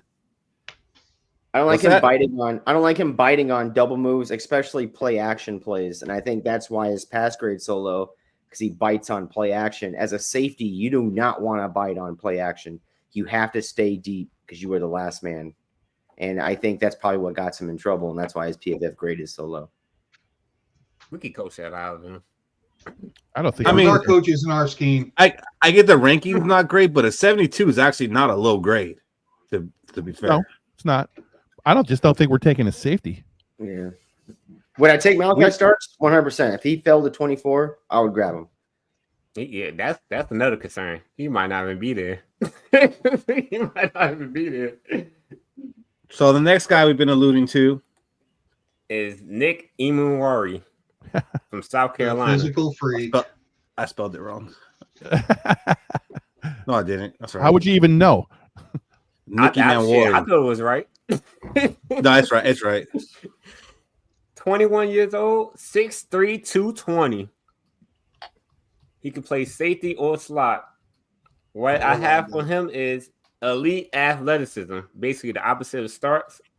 His physical attributes, 6'3", 231. He recorded a 4.38 40-yard dash, 43-inch vertical jump at the NFL Combine. He showed his versatility, demonstrating the ability to play deep safety, box safety, and nickel position. He has a high motor. Scouts commend him for his relentless effort on the field, his hustle and determination on pursuing plays. He can be a little bit overly aggressive and blitzes or bad pursuit angles. And another negative is he might have a little bit of tight hips from the safety position. Mm-hmm. He's huge, though. He doesn't play no, like his size. That's what if Starks at his size, man. Here's something about him, though. In the argument of should we even have the combine, pre-combine, this guy was projected to go into the third round. And then he put on that performance at the combine. And now people are talking about first, early, second. Yeah, you should be wary of those players that did good in their underwear. Yeah, I'm just saying, though, but why have the combine? Well, I agree you should have the combine because you can't see how a player moves and stuff like that. You can also just as strong, maybe even stronger or faster than what his RAS score is. So you look at a RAS score and they're good for maybe 3 to 4 years down the line, maybe he becomes that dude. But at that first year or that second year, he's going to struggle mightily. Now, how does he come back from struggling mightily? That's the problem. That's a good point. Like the third or fourth clip, he made an interception, and one of his teammates directed him in the end zone. I hated that play because it's like he has no awareness of what's going on. I agree. I kind of like this guy early on just by his size and stuff, but I'm with you guys. You can also see when he tackles, it's like he should be laying the boom, but he kind of tackling like Malachi Starks, and he has bigger feet. I feel like he's not in as hard as he should be. The pop is a little bit harder in the NFL than it is in So college. you're saying he's Lewis Seen, but bigger. Notre Dame, Xavier Watts, and the other one from Texas, Andrew Makuba. Oh, I'm taking Xavier Watts over every single safety in this year's draft if he's there. Every single one. Oh, I think Starks still. Was Emin Warrior top 30 visit? No. Yeah, he ain't coming to our team. You got not even a postcard was sent to him. Yeah. You know, we were talking a lot about not a lot, but the RAS score got mentioned, and I don't think we mentioned it with Darian Porter, but his RAS score was a 9.99 out of 10, which is the fourth highest out of 2,500 defensive backs since 1987 when they first started keeping that stat. So that dude, Darian Porter, yeah, that's when they started the RAS scoring. So that's a crazy, freaky athletic dude, and he's one of the fastest. I think he ran top 5 in the 40-yard dash out of everybody. Well, the thing for Darian Porter for me is he has ball skills as a corner. He played wide receiver, and that's what I want out of our corners. I don't want a guy that's staring at the ball while T. Higgins one hand snags it and then turns a 360 and scores the touchdown. I don't want that from a cornerback. I think we've seen so many times where our corners can have made a play on the ball and they just didn't make the play. And I want to we've seen it. We've seen it. I seen it. We've seen it. That was my issue with Trey Waynes. Like, he was always in position, but he always just got mossed. If you guys are watching this on YouTube and you haven't already, please like this video. And if you haven't, please hit that subscribe button. Doesn't cost you anything, but it helps us a great deal. Appreciate it. With that, a little more draft talk. If anybody in the chat wants to come on, let us know. We'll bring you on now. Now it's about that time, to let loose a little bit and have some fun. We got through, the homework. Cody just ran off, but look at that background, man. That's sweet. He could just stay gone. I'm going to let me full screen that. Full screen. I got you. Oh, Cody, don't sit down. Cody, get out the way. What's going on? Get out the way. We're trying to look at your background. Get out of here. Oh. You're ugly. Look at that. Oh, look at that. There's the damn it doll. I didn't see that before. Look at that. Oh, yeah, the damn it doll. Lucy, you see the damn it doll up there in the background? He cut it in half, though, Lucy. You could tell. It's only the top. It's actually the centerpiece of the whole damn thing. Look at that.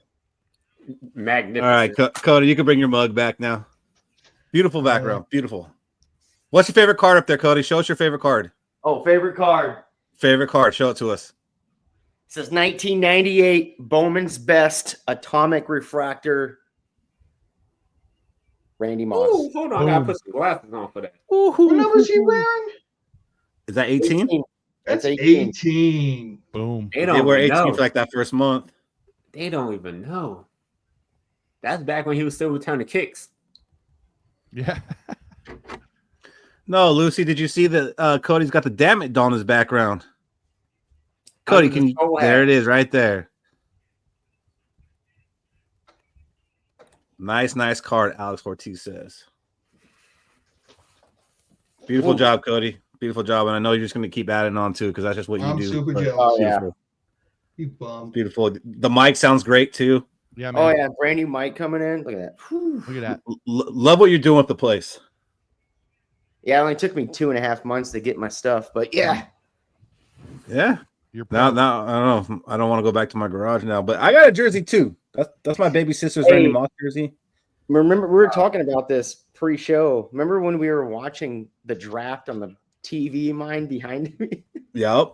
Yeah, we were using your screen because we couldn't share a screen yet. We were using the back of your TV watching things backwards, flipped. Yeah, we'd have watched all those players on the highlights on your monitor behind your head. Yep. We had a PowerPoint loaded to the TV. Yep. Hey man, we've come a long way. Yeah, we really have. We still got a lot further to go, but we've come a long way. So I asked you guys this last week, and I'm gonna ask you it again. What's your guys' excitement level 7 days away from the draft? Like, it's next week. Next Thursday is our draft party, which I'm super excited about the draft party. We always have a good time when we do that. So I hope everybody's there. Dallas Cowboys suck nuts. Okay, Hey, you paid Dak Prescott. How much you paying Dak Prescott this year? Huh? It's their year. It's their year this year. How much you paying? How much you paying Dak Prescott? Jesus Christ, look at that face. Yeah, God, only the mother. Is a Cowboys fan. Yeah.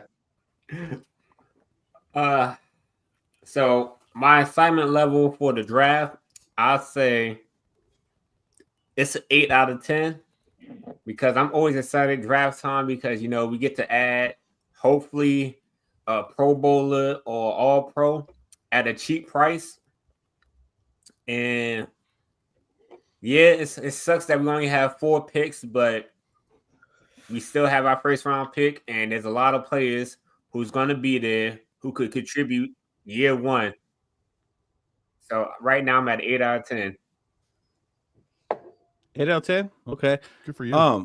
I'm pretty excited just because the draft overall is a pretty exciting thing. Like, you're going to get a new player to your team, at least one that is a difference maker and is going to be here for a while. I just keep getting caught up in the hype of doing something exciting against doing what's best for the team. Like, if we end up taking Greg Zabel at 24, I'm not going to be excited about it. I'm kind of going to be bummed out, but that's probably the best thing for us. So, like, I kind of want to see something splashy, but in honesty, I hope the Vikings just do what's best for the team and not go splashy, and I'll get over it. But I'm excited for the draft, and a lot of it probably has to do with, just being happy for our show. What about you, Cody? So I'm a big firm believer on this draft class not being as strong. And I'm not really that excited. And like, people are out there like, hey, we're going to trade our first round pick and we're going to get a first, a second, and maybe a third. Like, no, I'm going to break it to you. Get ready for us trading our first round pick if we do trade back and only getting a third out of the deal with their first. And that's it. Don't expect a second round pick to come right. Don't expect to get 3 top 100 picks out for our first round pick. We'd have to give up something within the top 100 to get the 3 back, like also. Or a player. Or it becomes a player. Then that's when it might get a little exciting. But what player are you going to trade out that you can fill with this year's draft? I don't see it. Because I don't think the class is very strong this year. Do I see a bunch of starters? Yeah, I see a bunch of starters. I don't see nothing high ceiling to where I'm going to trade up or I'm going to trade away from it. I'm just going to stick and pick. That's going to be my guy. Because if you look at it, we don't have the big influx of quarterbacks going in the first top 5 picks or top 10 picks. So the dude will be there. I'm pretty sure most of these guys that we have projected in the first round, I want to say about 25% of them are not going to be picked in the first round. So it's because it's so close knit to everybody is. They're Jadeveon Clowney ceilings. And there's a very, very, very low floor for every single one of these guys. So it's just the draft doesn't do it for me. Am I going to have fun on this live show? 100%. I love the draft days on this live show. It's just the draft this year doesn't do it for me. It doesn't do it for me. If we end up trading up and we go get some player, I'm like, why did we do that? We just lost a lot of fucking value off that trade. What about you, Mr. Rinaldi? What's your excitement level 7 days away from the draft? Okay, so I'm going to bounce off Cody and say I'm not too super excited. I would give it about my excitement level about a 2.3 for this draft. I'm super excited. Out of 3? Out of 10. because at the end of look, I'm excited to hang out with everybody on draft night, and I think it's going to be a blast. So that's the part that I am excited about. But as far as what are we going to get in this draft, I don't see us drafting for a starting caliber player this year. this year. They may be a starting caliber player for next year, the following year, something like that. But if you look at our last drafts, I'll just say it. I should have started off like Fish usually does. Let me just name some names: Jordan Addison, J.J. McCarthy, Dallas Turner. We ain't getting one of them. That ain't happening this year. It ain't happening. There ain't one that we need in a position of need this year. This is not that kind of draft. And we're going. I think it's an okay enough draft, but we're too well positioned to get a guy that's going to start right off the rip. It's not going to be that exciting. Sorry, guys. It is what it is. And I don't care if we had 12 picks, it would still be that kind of a draft. That we have a good roster. When you have a good roster, you don't necessarily come up with starters. If we get a guy that has 400 to 500 snaps this year, I would call that a win. That's a win in this draft. Mm-hmm. Hot take. We're gonna draft somebody that Rinaldi puts in the class of J.J. McCarthy and Jordan Addison. Okay. I think the number one pick in this year's draft, Abdul Carter, the number one prospect, is like the number 18th prospect in last year's draft. That's how I figure this. How weak this class is. I would love to update the uniforms. I would love to get rid of the stupid different double digits. And I love the 98 uniforms. We don't even have to update them. I mean, I guess maybe make them a little sharper, but I would just go back to those 98 uniforms, period. Me too. What about you, Michael Fish? What's your excitement level heading into this draft? Nothing's changed, right? We're still doing a show for the first round, right? Yes. Probably 2 rounds. 3 rounds? Okay. 4 rounds. And now we've decided to add in a buy a shot feature for the show, where everybody's going to be able to do a $5 super chat and say, $5, I want Cody to take a shot. I might buy one of those. I want Shaq to take a shot. Or $10 for a whole round and we all take a shot. Yeah. I might buy Fish 3 shots. Yeah. And the thing is, guys, is we're kind of getting better at this too. So am I excited? Last week I said I was a damn 10. Turn up the radio, baby. I'm an 11 now. I'm ready to go. Let's do this. This is going to be the biggest show we've ever done. It's going to be the most fun. Whoever we pick, we're going to love. We're going to whatever. It's all going to be on. We're going to be interactive. We're going to have a bunch of people on. We're working on getting people who are fans of other teams to come on with us for their draft picks, so we can even have that on. We're getting this thing done. And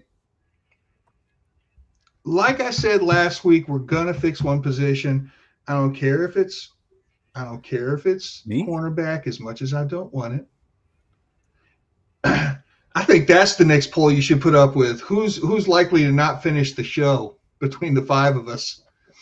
Fish, we don't even have to put me and Cody on there because we're gonna finish. The Vikings,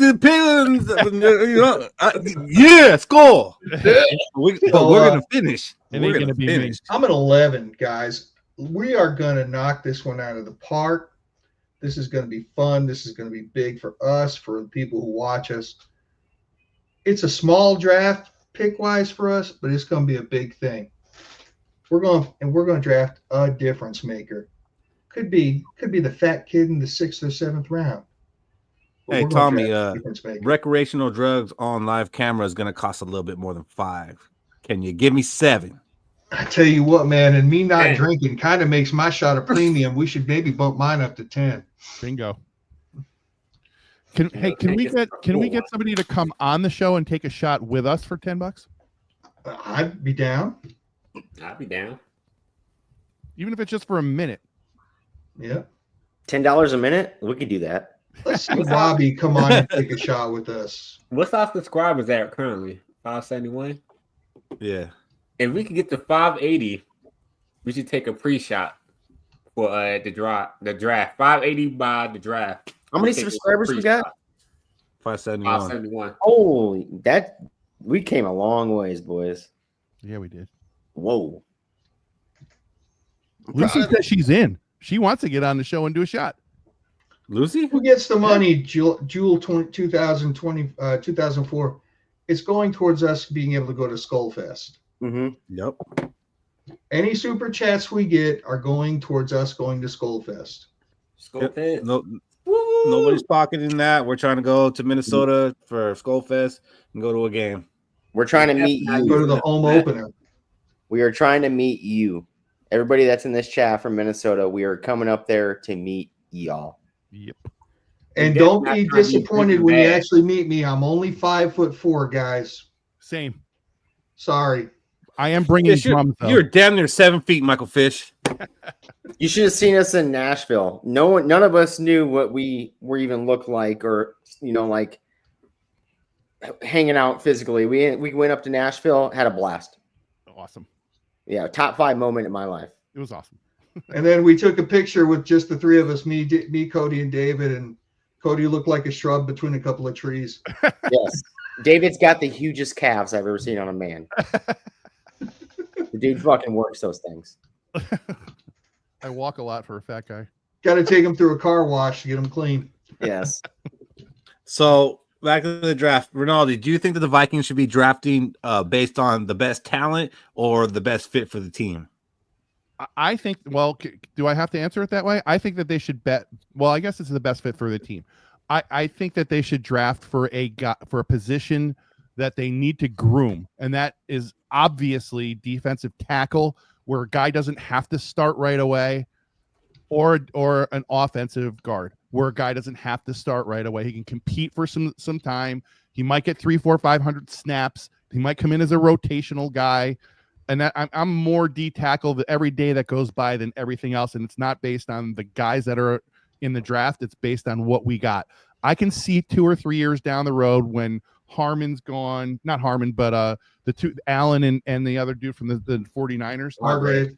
Yeah, Hargrave. When those two guys are gone, and we've got a real high draft pick that we've groomed to fit those positions, and JJ McCarthy, and this guy's on a rookie contract. That's how you build a team, and you build it from inside out. I love that idea. Yeah, that's why David's my favorite. You're my dog. That's fucked up. I'm going to kind of go opposite of what David says. I'm going to say, there's a big. I don't know how. I don't know. No, it's nothing bad. I don't know how long B Flow is going to be with us. Right. So if we draft a guy this year, if B Flow leaves, what happens to that kid? I want to draft a kid that is going to be stuck with whoever the longest tenured coach on and it's going to be the offense. It's going to be with KOC. I want to draft an offensive player that has a coach that's going to have longevity on this team, and that way you can really groom him. Instead of, okay, we draft a defensive tackle, B-Flow gets a head coaching job somewhere next year. Now he just lost his mentorship. Now what kind of scheme is coming in on this defense? We get to do that runs a 4-3 now or something crazy like that. Like how does that affect him? So I'm drafting offense this draft. I want to stick on an offensive player that's going to be in line with the coach throughout his tenure, at least his first 5 years in the NFL, and that way groom him that way.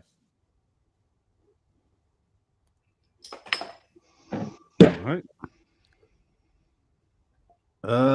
Yeah, that's a good point. I want to take the best available player because, like I said earlier in the show, we had a great free agency and we, got a lot of good players, and we're going to make a run this season. But those guys are only here for 1 year. Maybe some of them are here for 2 years. So if you think about the really talented players that we have that are here for like a 5-6 year run, there's only a handful. Mm-hmm. So let's go ahead, and even if they're not going to be a starter this year, let's go ahead and get that best player. Scheme fit or not, if you're a great player, you could get in where you fit in. There's not many this year, though. There's not that many this year.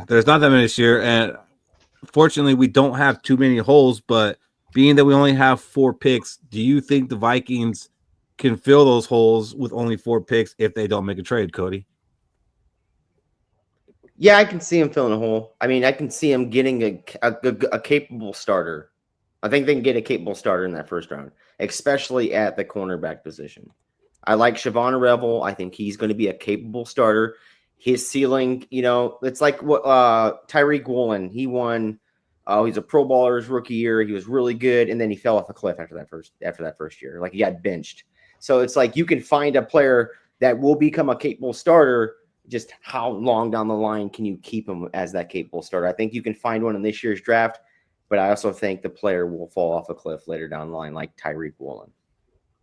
I'm going to go against you on that one. See, what you guys got to factor into this is we've got a GM that doesn't have a contract extension.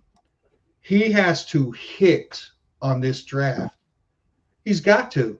And in order to be able to say he hit on this draft, I think a big component of that is whoever his first pick is has to win a starting position in order for him to get this. So if he drafts a cornerback in the first round, he's got to be a starting cornerback day one. He drafts a defensive tackle or an offensive lineman, he has to beat somebody out for this position for the Wilfs to say, okay, here we go. Well, it's not that hard for the cornerback position or the left guard position if you look at I agree. So, yeah. I mean, I agree. I hope we're drafting for the best of this team and not the best of saving Kwesi's job. Yeah. I think it's a false narrative, man. I think there's no chance Kwesi leaves unless Kwesi decides to leave. Well, if his contract runs out, I mean, I'm pretty sure that his key will stop working. Well, that's not what I said. You missed what I said, bro. I said I don't think he leaves unless he decides to leave. They're going to sign him. I think he can get dumped because I could bring in GM too and have him sign free agents. Yeah, I'll do it. I can do that. Hey, go sign free agents. But can you draft? If you drafting as a GM is what saves your job. If you can't draft very well, let's say Jamie McCarthy, for God forbid, gets hurt. Dallas Turner only starts 15% of the snaps again. He's going to be in trouble. Like you can bring any GM in here and get all the free agents you want. Guys, you're talking about a guy that painted himself into a corner. He's got 4 draft picks. He has no capital. Well, he's got to hit on. They should fire him now. If that's the case, fire him now because he ain't gonna find a starter in this draft. I was saying. Well, you couldn't fire him now because there's no good candidates for the GM position. Why not? There's plenty of good candidates all over the freaking place. Yeah, you could have got the same guy. Let's see. Now you got him. Yeah, I don't know because unless Rinaldi's right and maybe he just doesn't want to come back, I just don't know why it hasn't been known already. It's not going to be based off of this draft because you're not going to be able to evaluate it. Like, there's just no way. It's a crazy idea. It's not what it is. I said it before. I think he already has a contract in place. I think they're just waiting for the draft to happen. So, they could get the draft news out. And then once the draft news die down, they're going to announce the Kwesi signing probably before preseason. And then, we're going to get the J.J. McCarthy news. He's looking good. And then we're going to get the preseason games. And then next thing you know, it's week 1. It'd be nice. Your hot takes hoping so. It'd be nice if we were it would be nice if we were let's say we won a bunch of Super Bowls because right now we're keeping Kwesi because I think it'd be a little more nice. No, 2 out of the 3 years he's made the playoffs. Right? I think it would be nice if we won 1 Super Bowl. No. But let's get this going. If we won Super Bowls in the past, right? And we were like the Yankees or the Dodgers, right? A playoff exit in the first round every single fucking year does not keep your job. We're not that perennial of a team. Like if we were let's say the Dallas Cowboys, we've won 5 Super Bowls. He comes in here and only gets 14 wins, 13 wins every other year, but still can't exit the first round. He'd be fired by now because that's how the standard is. The standard is championships. I don't think as the ownership for us, the standard isn't the championship. It's never been a championship. That's true. And I think we need to fucking get there as an organization. We need to be that standard to where, hey, we can get rid of a fucking GM and not keep them around, let them linger if we're just going to be exited out of the first round every fucking year. I don't like that. So the owners are the problem. Who might have said that a year or 2 ago? Fish said that last year during the offseason. That's why Rocco Baldelli hasn't left the Minnesota Twins yet. Wait, what? He should have been gone 3 years ago. Shaq. So if the Vikings don't stick and pick and they decide to move back, maybe even out of the first round, but the farther they move back, the more capital they're going to get back. What's the furthest you're willing to go back in this draft for our first pick? I think it's the Browns. I got the 34th pick or the Giants. Giants. It Browns has got to be that 33. Giants pick because at a certain point, we just drafted for depth, and I don't think anybody's gonna be a real starter by next year. And I feel like if we stick and pick, at least we know without a doubt you'll have a good rotational player who could be a starter next year. So I just gotta see who's on the board. If let's say Starks and Rebel and there's Harmon and all of them are going, I'll trade back, and then I still get maybe Talik Williams or Benjamin Morrison because at least I know they got the hot upside. But I'm not just willing to trade back just to get more picks because at the end of the day, I don't feel like we need more picks. I just feel like we need more quality starters. And just because you have more picks don't mean you get more quality starters. There's that. What about you, Cody? What's your level? How far back you willing to go? So it all Go ahead, depends. Alex. Like I see a lot of people out there, like I said, they're thinking that if we do trade back and we're able to swap first, that we're going to get a second with it. That's not going to happen. Mm-hmm. That is violating the Jimmy Johnson model like a motherfucker. That it's too high. Like There's I no would model trade that back, fits.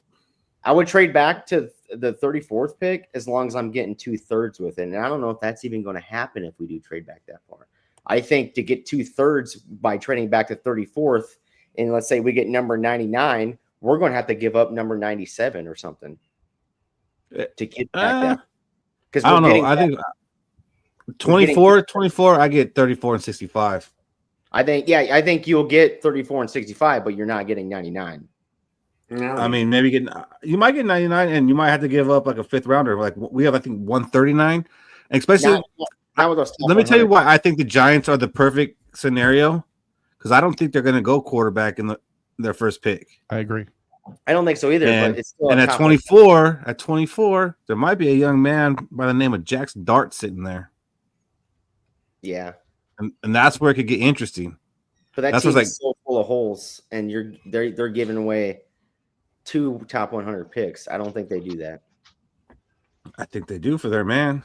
I mean, like I said, we might throw in 139 on this one. I think you might have thrown 97. I'm not throwing in 97 to get 99, bro. Well, you want that 65 and only moving back 10 spots. Like what's the history of trading back? We trade back I don't think it's ever been done before. That's the issue. Trading back and getting 3 top 100 picks for your first round pick. I don't think it's ever been done before. I mean, of course it's been done.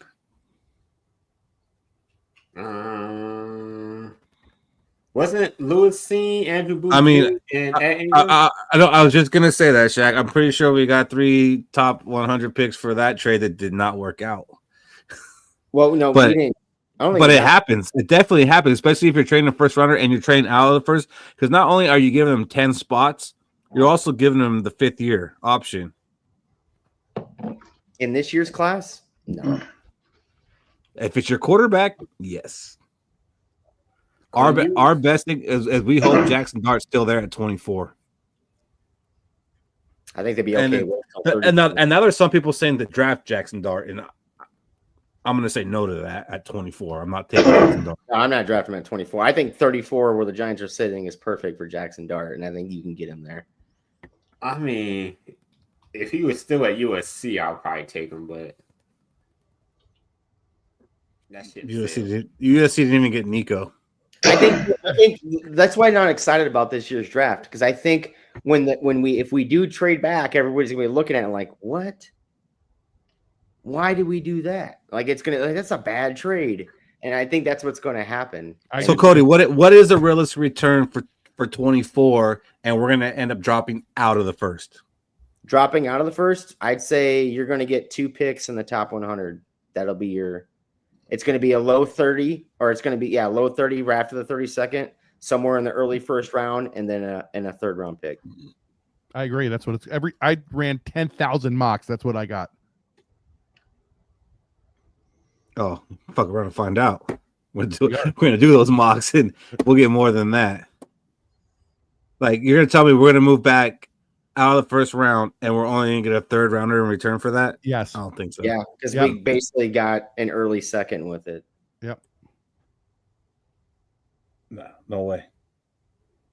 Then don't Fish, then- how far are you willing to drop out of the first round? I'm actually comfortable going all the way back to 40. Wow. It's about where I'm at. And we highlighted one guy in this show that makes me that comfortable. That Toledo kid.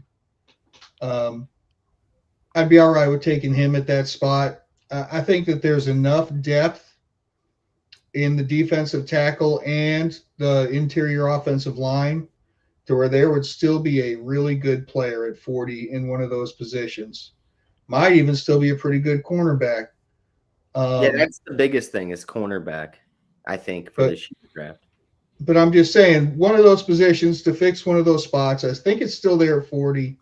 I think we could get kind of a king's ransom at 40, going down 16 spots if our GM is capable of it. We might even be able to get a relatively decent draft pick for next year, going back to 40 when the draft is supposed to be much better, right, guys? That's true, and God, that would probably be good for us, but I'd be bummed. Like if we traded out of 24, I want 3 picks in return, and they all need to be second and third rounders, and one of them has to be in the second round. Like, ain't gonna happen, man. why? It just ain't. So it's like to Cody's point, I want 3 top 100 picks for pick 24, and one of them has to be by pick 40. So I can see where I'm at, 40. At 40, yeah, I can see you possibly getting those 3 top 100 picks.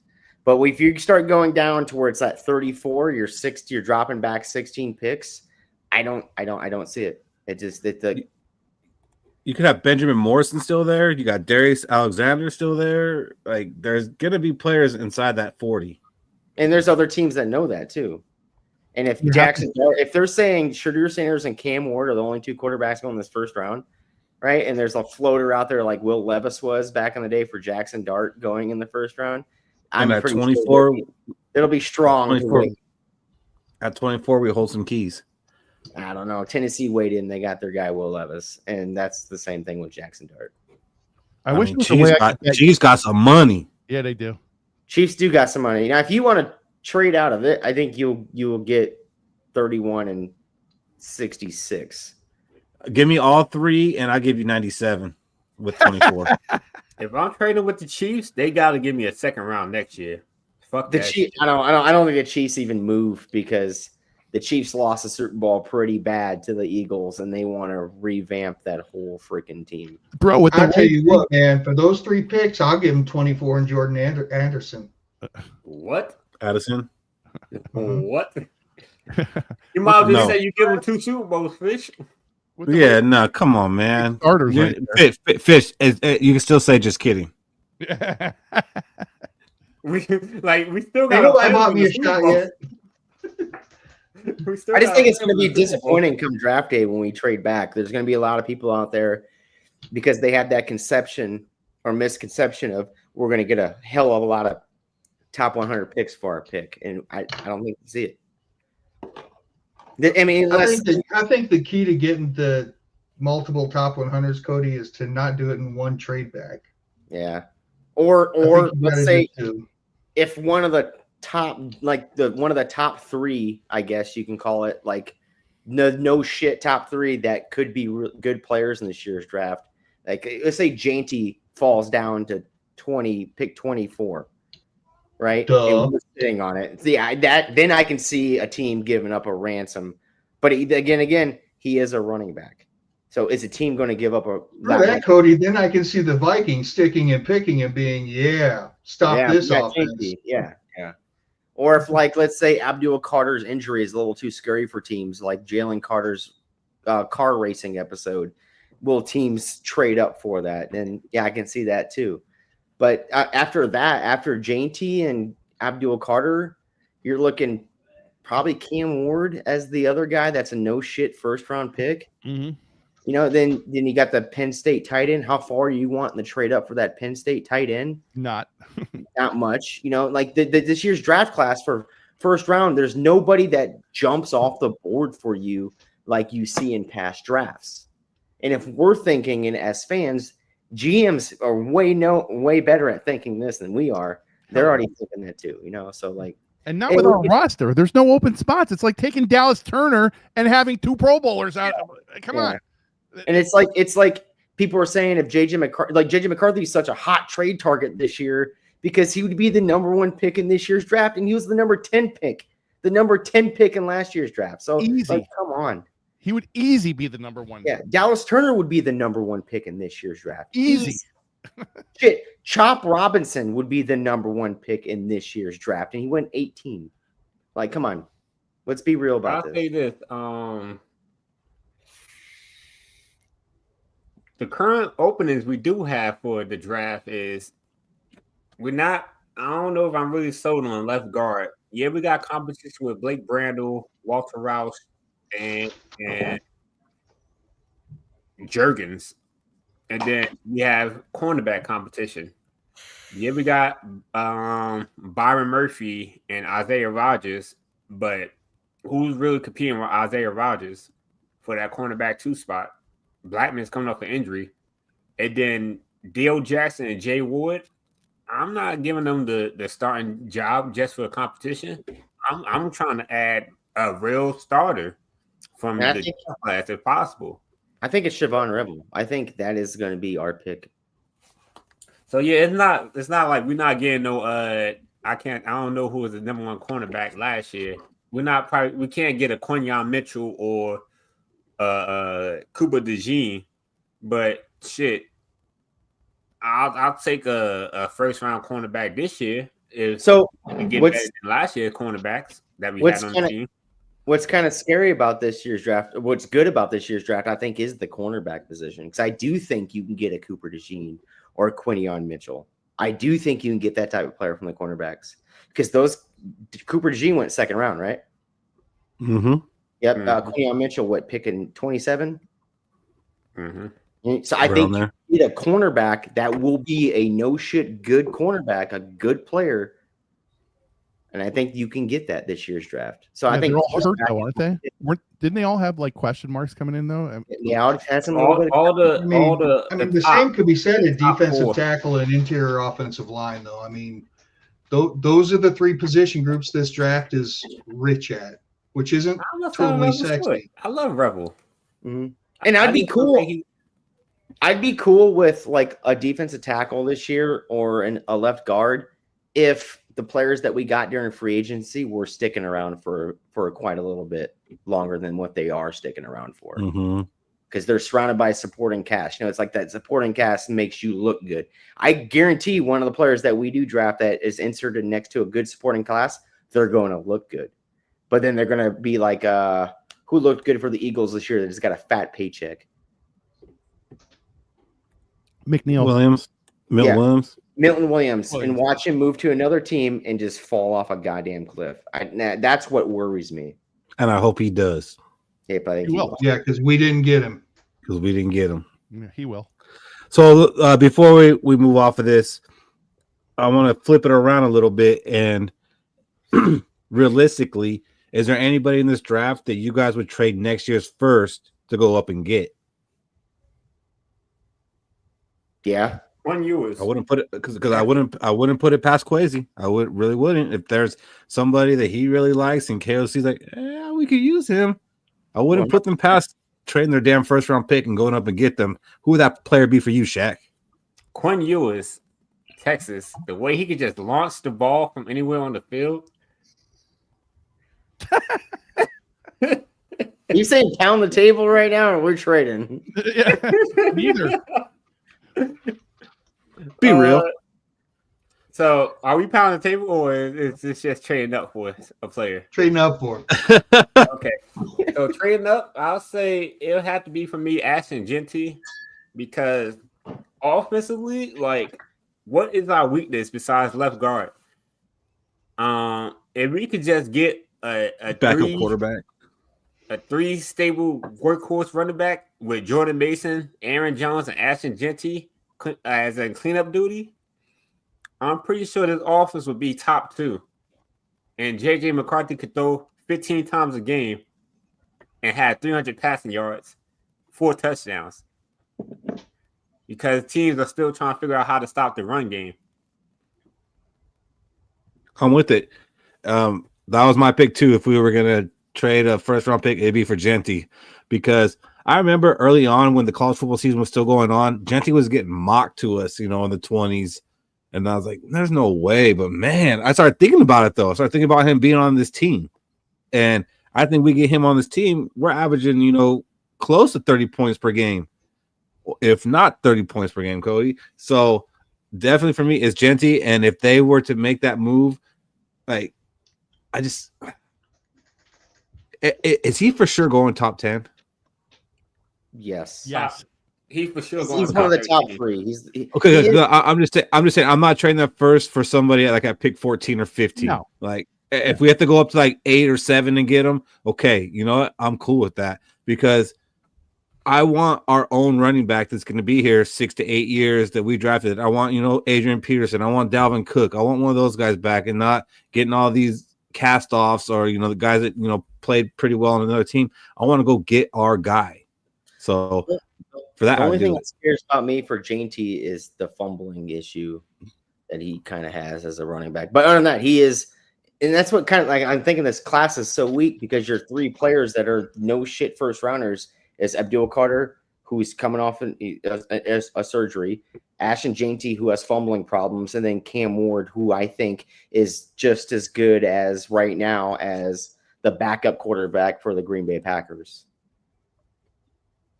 And what's wild is Genty, he was a receiving back last year. And out of nowhere, he became a complete running back this year. Dylan, you stole mine, man. Travis Hunter's the guy I would trade up for. 100%. I will trade up for come on. How do you go wrong with that? The dude's a great cornerback, and we could use him at wide receiver 3. Are you out of your mind? That's a fucking guy we need. How long does that last, though? How long does that last? 1 year. How long is he going to be able to hold up? I was going to say 1 year. Until he becomes Deion Sanders. Yeah, like Troy Brown did it for the Patriots for an years. All-pro cornerback, and you're like, okay, you're cornerback. Well, bro. no, I don't think Troy Brown did both. He switched. He converted. No, Troy Brown played both ways for the Patriots. He converted. Go. I'm thinking He was Deion their possession receiver and and he played cornerback. I only need 20 snaps on wide receiver, man. Put him in the corner. Let's go. So these type of players only come around once a generation. You got to look at it like Deion Sanders, Charles Woodson, and now you have Travis Hunter. Like it's these type of players come up. They do not come up. When you see him come up, you go snag that dude, especially when they're mocked or they're projected no shit, the top 3. That's the guy. He's a ring. Every one of those players, Charles Woodson was a top 3. Deion Sanders was a top 3. You got to go get him. We'd be talking about him 15 years, 25 years from now, bro. Ronaldo be ready to retire his jersey. No, Ring of Honor. I said Ring of Honor. No. You retire that damn jersey. I would trade multiple firsts to go up against Travis Hunter. Yeah. And if I had to trade one first, multiple firsts, get Travis Hunter. If I had to trade one first, though, next year's first, I'm going to get a guy from Missouri who is a tackle at Missouri that is probably going to be shifted into the guard, because I think that's what the Vikings are looking at for offensive line, right? Like Will Fries, his whole college career, he played tackle. Whole college career, played tackle. And guess what we did? We picked him up. We put him at guard. we're trying to transfer Walter Rouse, who played tackle his whole college career, into guard. So there's a vision here. Do you want to say his name, please? There's a vision here. It's Armand Mimba. Yeah, Mimbu. That's the guy I would trade next year's first for to go grab, because it fits our mold right now. What we're trying to do for the offensive line, we want an offensive line that is big and is gnarly and is trying to protect JJ McCarthy. Every one of our offensive linemen are fucking huge. They're all tackles, and I think that's what we're trying to do. Michael Fish, is there anybody that you would trade our first round pick next year to go up and get? Shadur Sanders. He can get Shador, but I can't have Quinn Ewers. Shaq, I don't know if you've been noticing. the chat has been talking about Quinn Ewers for the past 15 minutes because of that. Like they think you were serious. You know, of course I was thinking Mason Graham, but I've thought about other things, and I've just decided that no, there is not a player I would give up next year's first to go up and get. We can get a really good starter without giving up next year's first. Fish is like, I just give up Phillips. I mean, I can give up Phillips and move up about 5 or 6 spots and get the real person we need that could start, because we don't have somebody who's an actual who he would be really competing with. Just saying. But do you want that? Like, do you absolutely, dude? I've been saying it for months. Like you're the spot. Here it is. Like there's. Yes, for a nose tackle, yes. We don't have anybody else who's a true nose tackle. Well, you gotta say the whole thing, Fish. A nose tackle with pass rush abilities. There you go. That too. Thank you. That's why he's different. But he'd be the only nose tackle on the team. You're like, all right, it's yours. I'm shook right now, to be honest. I'm shook. I thought Fish would definitely give up nose tackle than not have any nose tackle, Cody. You and I have a very significant disagreement on this. You don't think we need one, and in the 3-4, a base 3-4, you absolutely need a nose tackle. We didn't need one last year. We're top 5 in run defense. That's because our linebackers are slash and attack, Cody. They hit the gaps. It was not because of our defensive line. Though. That's the scheme. It's always been Brian Flores' scheme. It was the scheme out of necessity because we didn't have a fucking nose tackle. No, Brian Flores' scheme has never changed. Go ahead and pull the tape up of Miami. Prove me wrong. Okay. All right, hold up. Let me get that for you. Don't worry. Just Google. Google. All right, well, I thought Fish for sure was going to say he would trade for Mason Graham, but I'm actually kind of shocked right now that he would not, but I'm glad that he decided that because I wouldn't either because we want football players on this team. What? Go ahead and look up that tweet from that random guy on the Jaguar. Like how many reps he got? I was like, at least get that, please. But no, I'm surprised. But I want to get into some mock drafts. I really want to do that before we got here tonight. But before we do that, I want to go around the horn and I want everyone to bang the table for one player that they want the Vikings to take at 24 if he's there. And if that player's there, then forget trading back at all. They better take this guy if he's there. Oh, 24. At 24. Yeah, right. All right. That changes a little bit of things. I got mine. What? Oh, you're right. I just did change it. We're fine with it though. Fish, are we fine with it though? Yes. Okay. Who's it for you, Rinaldi? Steals my player, then we're not fine. I'm going to take Desmond Watson from Florida. No.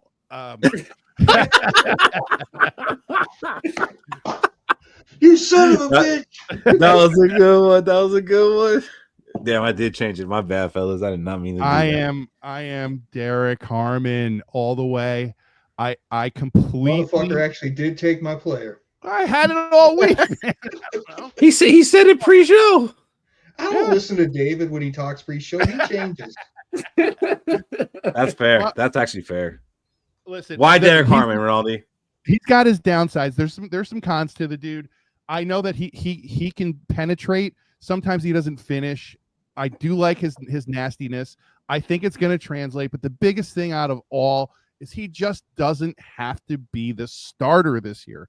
I think that he's got 2 great guys that have played the position in front of him for years that can mentor him. He gets he's got the size, he's got the athleticism, and if you pair him up with Dallas Turner and Grenard's young enough, you got 3 guys on that defensive line that are going to be there for at least 2 or 3 years. I mean, it's always great to 6 years from now the guy's still going to be there.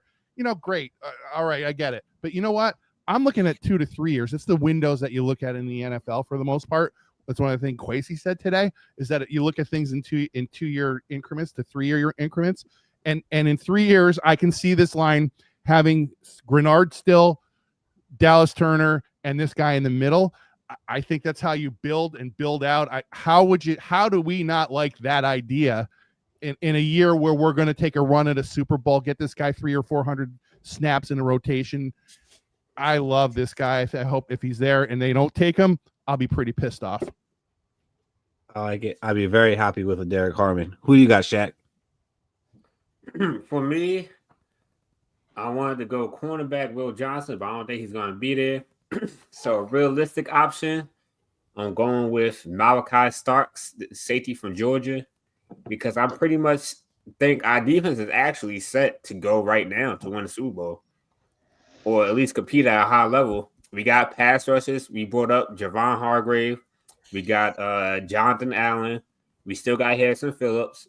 We got our linebackers and Blake Cashman, and we got Ivan Pace Jr. And then we got our edge rushers, Van Ginkel, Grenard, and Dallas Turner. Then we got Byron Murphy Jr., and we got Isaiah Rodgers. Harrison Smith is kind of on the older side, and Dale Jackson's unproven. So we add Malachi Starks to that with Josh Metellus, and then let B-Flow kind of mix and match that defense together. I don't think anybody putting up more than 20 points on us. Ooh, that's a hell of a declaration right there. Dig it. Yeah, I used declaration twice in this show. That's crazy. Declaration. But can you compartmentalize? Can you I can't say it twice. I can't say it twice. Words, man, they're too big. Yeah. Brain's like, what are you doing? I like Starks. Shaq, I said earlier, I like him more than Eman Worry.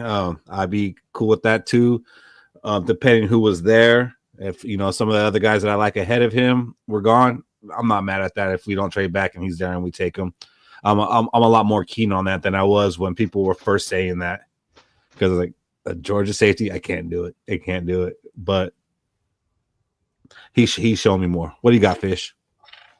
Trenches, trenches, trenches, trenches, trenches. We've been building from the outside in for years. So now we're going to invest more and more in the trenches. What do all these, what did the Eagles do? They drafted and they went free agency in the trenches. And I'm not going to say the name that y'all think I'm going to say. I'm going to say, what's the real question mark? And that would be, the question mark would be for Gray Zabel to fix. I thought Kenneth Grant. That's who you thought I was going to say. Mm-hmm. That is who I thought. So you're going with Gray Zabel? I don't think Kenneth Grant will be there at 24, so I'm saying Gray Zabel, more likely to be there at 24. And if he's there and we're sticking and picking, we're gonna fix our offensive line, and we're gonna have it fixed for years to come.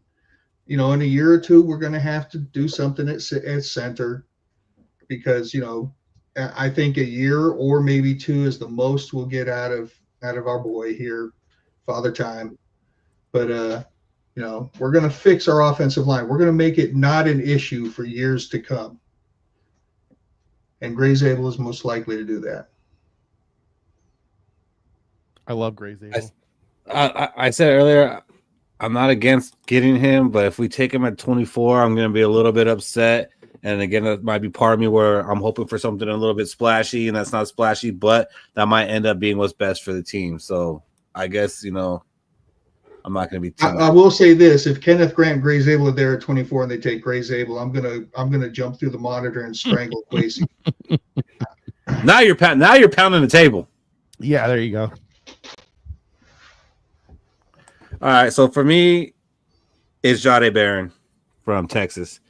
Will he be there at 24? I don't know. I've seen him mocked anywhere from pick 7 to pick 30.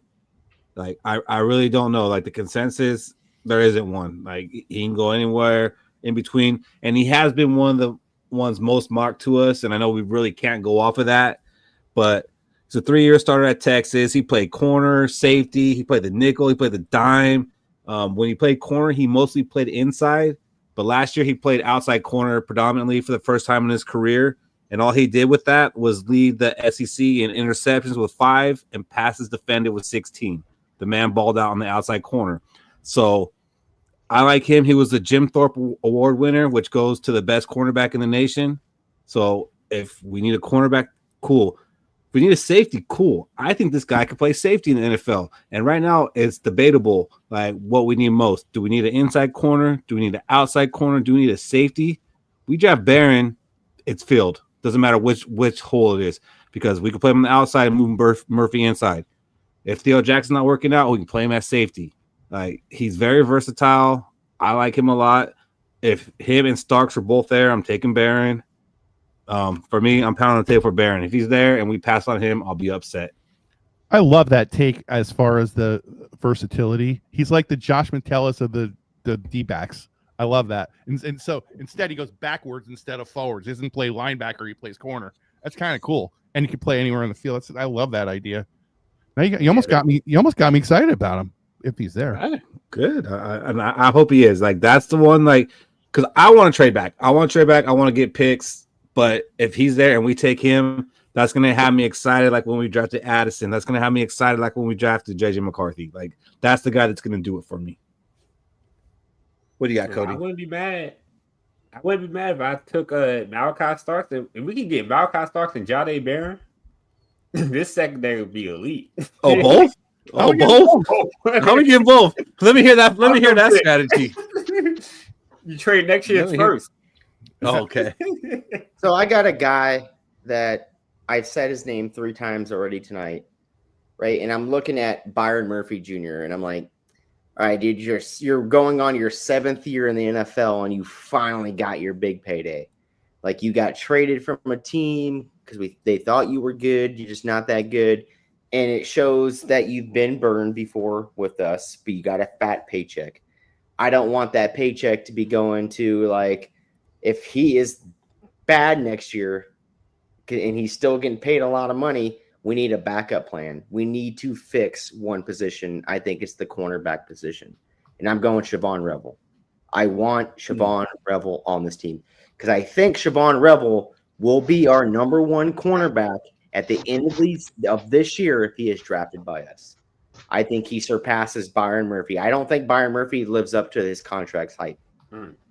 I think he gets stuck in that slot position. Then when he goes on the outside, he's going to struggle again.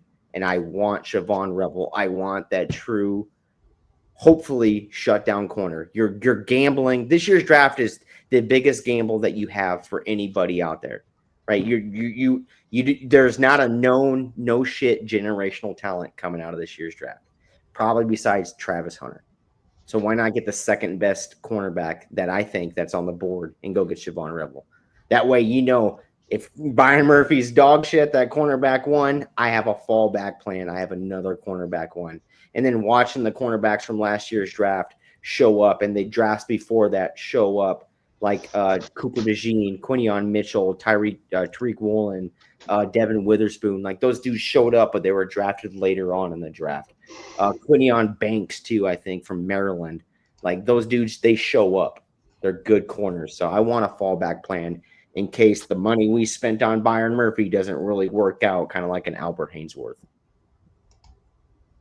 All right, that was good, fellas, because all those players we named, we got Harmon, we got Malachi Starks, we got Revel, we got Zabel, we got Barron. If we get one of those 5 guys, I think we did pretty good in the first round. 100. Agree? 100%. Unless they get injured or die. Oh, come on, Fish. Why you gotta put that up in the ether? Was that a declaration? Nah. I mean, yeah. If they get injured or die, then we're not doing good in the first round. Oh, yeah, I wish you wouldn't have said that. Where'd Cody go? Jasmine, I'm ready. I'm ready to do this. We're the mock. Ow! No, I'm not gonna sing it. Sorry. Don't do it. We don't do that here. I know. We need our own. We need to come up with our own thing next year. Yeah.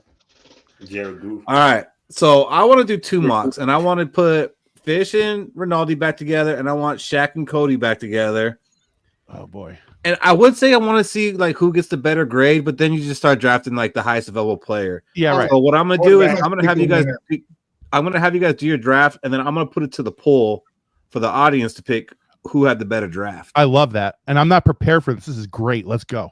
You ready? All right, David. David, first round. You want to trade back? Not yet. Let's see what's going on.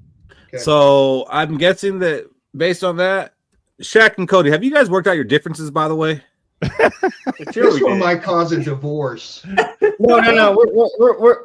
We got a divorce, but we're still kind of seeing each other. You know what I'm saying? All right. Oh, oh man, that was great, Cody. All right, I'm gonna go ahead and go with Fish and Rinaldi first. Now, Fish, do you need me to slow play this at first? nah, we're not trading up, right, David? We're gonna. I don't think so, bro. Okay, But I'll tell you what, Keith. Stop at 18, okay? stop Yep. at 18. I like 18. That's a good one. I hope I remember. Okay, That's legal, right? That's, Hey, Keith. what's up? Timmy Podcast wants us to do it as a group after. I mean, it Well, kind we'll of see how is. long I mean, it takes you two to get through yours and see if we have yeah. All right. Hey, so right now we're gonna have Fish and Rinaldi go. I'll kind of chirp a little bit, but here they go. We're in the draft. I can actually see tonight. This is great. Oh, I love it. I love it, Rinaldi. I love that you're involved in more than one way. Okay. Damn, Walt Miller went top 10. All right, let's see who's gone. How do I see that? Just scroll up, Keith. Oh, you want to see who's gone? Okay. Mason Graham went 3. Walt Jansen Miller went went 6. top 10. Damn, Johnny Barron went 7. Starks Ooh, is gone. Starks is gone too. Will Johnson's Oh, boy. gone. John Campbell. I mean, Worry's gone.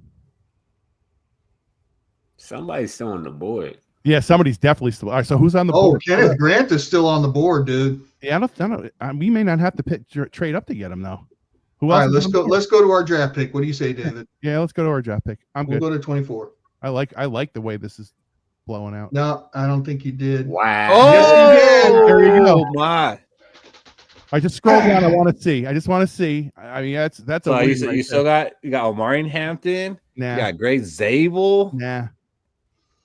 This is Yeah, I'm gonna let you make the call because you know I'm biased. You Yeah, have no, 8 trade offers. You have 8 trade offers. Yeah, because Kenneth Grant's still on the board. You Trade go get offer, Kenneth but I don't Grant. know, man. This is You rigged. got Washington with 29. Look at, 29. you got Washington with 29 and 61. You got the Browns with 33-67. You got the Giants with 34-65. I mean, Let me see that 29 pick again. What was that? If you 29-61 and maybe Kenneth Grant's 128. off the board. I like Kenneth 29, 61, and 205. Because I don't think we're getting. Probably won't happen. Let's. All Put right. 97 in it. 7% chance. If you put 97 in it, you could probably get 128. But What do you think, David? Yes. There you go. you might be able to. Do that. Hit Wait, it. hold on. Let me see. You might be able to get 29 and 61 for just 24. Yeah. No, you'll get past. That's You're a out of the top 12% 100. chance. I say you got to do that. It's still a number 1 pick. Let's go. That's about to be a no. What? Boom. But 29, you're- 24. I'm gonna tell you right now that's a decent trade if Kenneth Grant wasn't on the board. You just lost Kenneth Grant. That's okay. That's Keep going. okay. That's okay. All right, here we go. I mean, I hate it, but that's okay. You might not have lost Kenneth Grant. Oh my Oh god. my God. Sorry, David. We're taking Kenneth Grant now. Kenneth Grant, baby. You want to see your 15 trade offers? Nope. No, I do not. Take Kenneth Grant. Look at you got the Chiefs with 31, 63, and 66. It's only 2 picks. We can get another. This is bullshit. Why am I not this lucky in regular life? Keith, All right, wait. I would take Keith, Jack. go back to it. Me offline, bro. We're about Go to back trade. to it. Wait, No, okay. Keith, go back to the trade with the Chiefs. 31, 63, and 66 for 29 and 61. There you go. No, I don't even. Okay. so you're moving back 2 spots and you're getting an extra third rounder. Yeah, an extra third rounder. A low third rounder. It's 2 picks though. So who's on But the you're board? losing Kenneth Grant. Yeah, but who's on the Are you board? sure? Is Harmon still on the board? If Harmon's not on the board, it's like Trey Amos or something, right? Harmon is not on the board. You got Kenneth Grant. Fuck that. You take Kenneth Grant now. We Yeah, dude, okay, we already take him. this is a win. All right. Yeah. This Kenneth is a Grant's massive going. win. This is great. The top 5 picks.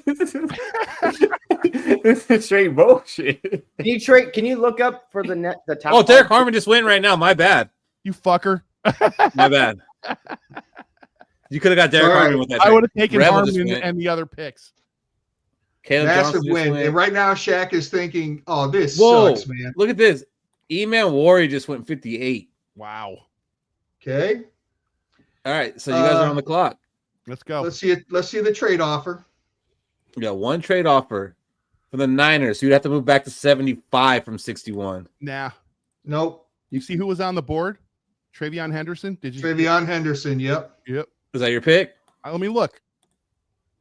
That's the only one I saw. I like that. Your next pick is at 97. Makuba. Makuba. David. Makuba at safety. Take him. Yep. Makuba. Click it. Just fucking click it. You're going to take him over Travion Henderson. Yeah. All right. We've already got 2 good running backs. Yep. We need a safety. I'm glad we're going off of the group voting because PFF's going to kill you for that, even though that might be the right move. You didn't go Darian Porter. Yeah, hopefully he's here. He wasn't there. Oh, Tate He Ratledge was. just went. Darian Damn Porter it. was definitely there. I saw him. Yeah, Darian Porter was there. I don't love him. He might still be there. On that one too. He might still be there. So you guys did trade a 2026 round pick, right? No. No, we're not doing that. You got to trade this year only. No, we just Darian Porter is gone. So you know Warrior the strong. very first trade. What do they trade for? They didn't They trade traded any back. future picks. No future picks. Scroll down a little. It was blue on the right side. They didn't trade any. I would look at that again. Scroll down. Scroll. There's Darian Strong. Cody's boy. Darian Strong. Mm-hmm. Darian Strong. So you're at 97. Your next pick is 139. Darian Strong. Strong. Strong. Darian Strong's pick? Yeah. Dorian Strong, sorry.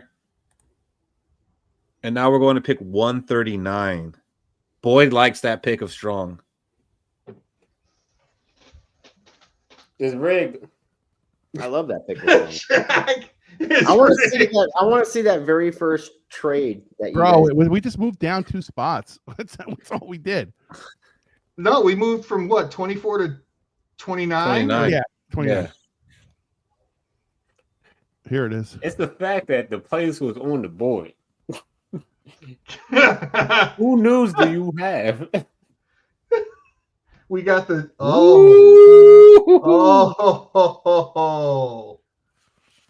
oh, he's right there. He's right And we there. can't take him because we got Kenneth Grant. Why? I'm looking at a running back. I'm kinda looking am at too. Rashard Smith, David. I am too. That's my boy right there. Go. Take him. Fuck it. Let's go. Now Jack beats our pick draft. 187.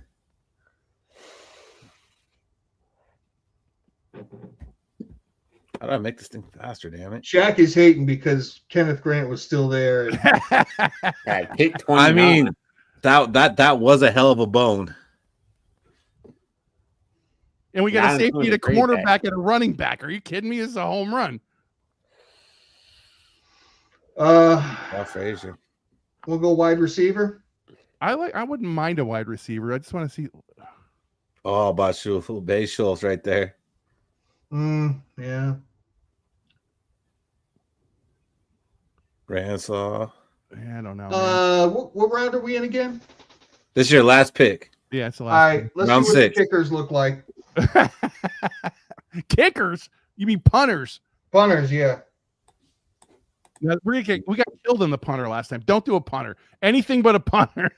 You pick it though. You got a Shaq. You punter? pick it though, Fish. It's yours, baby. No punter though. Come on. No, we're not taking a punter. You want Jeremy Cranshaw? No. No, we're not taking a punter. The audience is trying to help you like the price is right now. Slough. He likes Go to Slough. wide receivers. Jamari Harris. Actually, sorry, Keith. Go to tight end. He wants you to take the quarterback. I like that. I like that fish. Tight end. I'm giving you wide receivers and tight ends. Yeah, I like it. 161. He's a little bit of a value. All the any wide of your receivers. picks at top 100? Oh, yeah, Brashard Smith. 190. Jimmy Horn Jr. Let's The go. name you know. I'm lost here, so this is a dart throw. Whatever you want. Let's take the Old Miss tight end, Caden Priestham. Let's go. All right, so remember, audience, we're gonna need you to grade. Did they draft better than Shaq and Cody, who are coming up? And we're not going by the grades. We're going by your guys' elite knowledge in the audience. Whose Because draft PF do you like better? And Shaq is PFF, their grades go off of what they're projected to be, like not what they really are. So the grade's really not fair. Shaq is like Kenneth Grant at 29. Fuck that. Let's see that first trade. Hey, Shaq, I paid off the rest. You're gonna see it. Cody, you're so mad right now, bro. Clearly. Oh, it's an A+. Look at that. And a B-. We got killed on that, like we said we were gonna. What are they hold trading on. Washington? Round 1, 24 for round 1. For 29 and 61. Yeah. We're doing the same trade. Dorian Strong was a B. A-. Look at this fucking draft. Oh. That tight end killed you, which I knew it would. Yeah. Top 31% of drafts. That's pretty decent. Fucking and we filled needs. High fives and chest bumps, David. Boom. Boom. Boom. So, audience, take a mental picture of this one. Give us a fucking grade. Can I give a grade? I wish there was a way I could save this. There might be. Hold on. Screenshot, man. I just opened it Yeah, up You again. might want to hide your Pornhub history. That's okay. Yeah, that may be let that loose.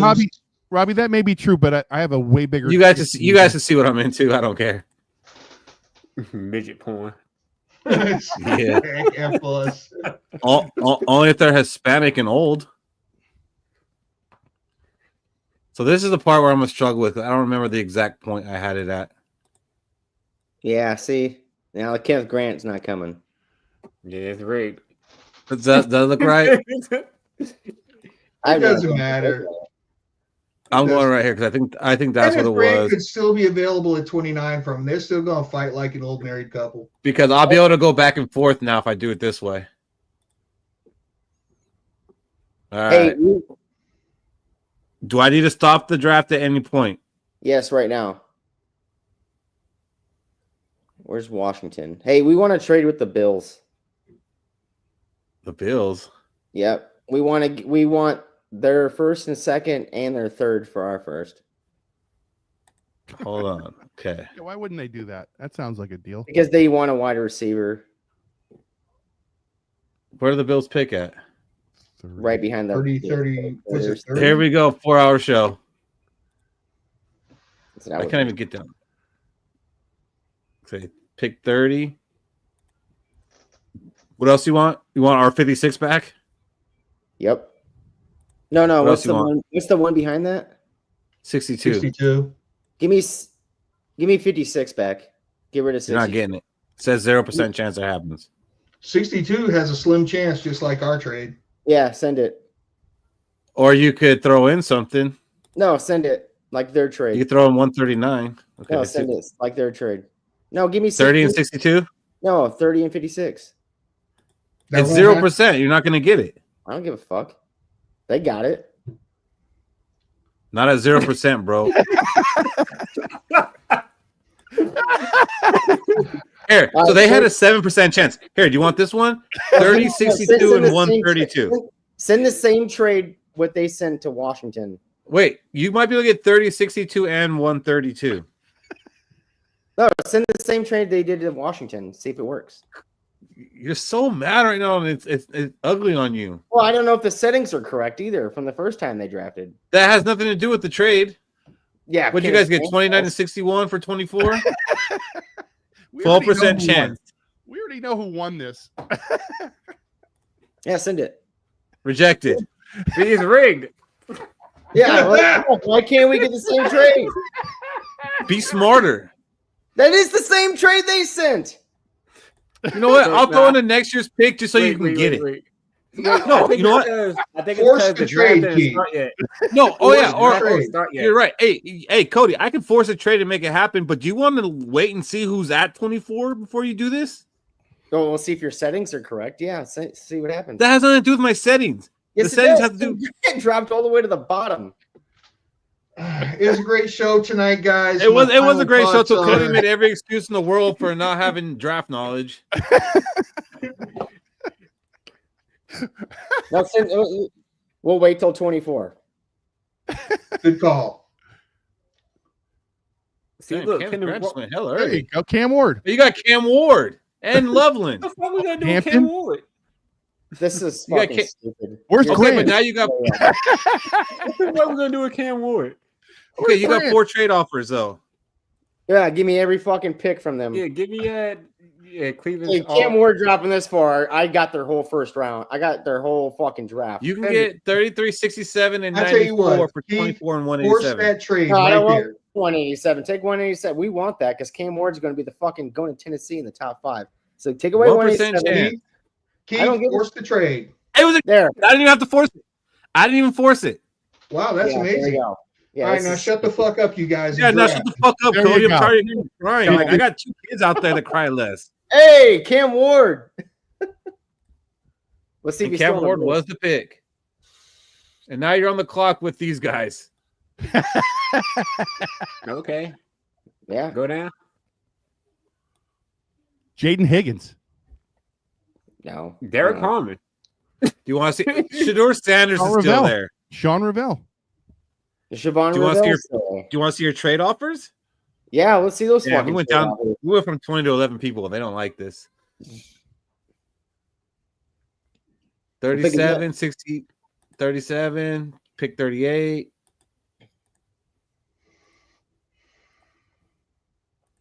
Yeah, give me that fucker too. We're only dropping 1 pick. You're dropping 4 Four. picks, and you Four. can get Four. 3 more picks. Yeah, fucking send it. Right, Shaq? Dropping 4 picks, still get Rebel, Harmon, or fucking. You might be able to drop 5 picks and get 38 and 77. Maybe. Yeah. I No. like that better, to be honest. You want to send this? Can't You're dropping force 5 picks and you're picking up pick 77. I like the dropping 4 picks better to get more picks in the top 100. But Yeah, okay, so you're not getting the top 100. You're getting 38 and 108 and 143. No. What about You're not getting 68. give him our 5th round pick and take away the other 2. Oh, Jesus. I'm getting real serious. 11% chance. Send it. Ah, man. Dang it. If you said 97, you might get 68. Send it. Nope. They straight denied it. Come on, man. This is Exactly. ridiculous. Send it again. Your kid's grand dropping was We could ridiculous. have done this too. What? Cam Explain Ward it. dropping was ridiculous. I'm good with whatever. All right, you guys got to draft. Keith. All right, so who we could go Harmon, Amos, or Rebel. Who I'm who down going for with? whatever those 3. I'd say Amos is my 3rd, and I think Harmon and Rebel are my. We talked to him multiple times. 30 visits. I'm whatever for him. That they drafted 1 top 30 visit, so and that was a 4th rounder, I think. So let's go Rebel. Give us I'm down Rebel. for it. Oh, you guys are going to get murdered on this. Good thing it's not PFF grading us. It's the chat. Yeah, they're influenced by PFF, though. All right, your next pick is 67. There you Ooh, go. there's Maybe 2 I'm right in. there. Oh, there's another top 30 visit. Makuba. Kate Ratledge is there, bro. There you go. What in the fuck? Isn't that the center? Shamar Stewart. No, that's that Williams is the center. Tate Ratledge is the true guard. Let's see.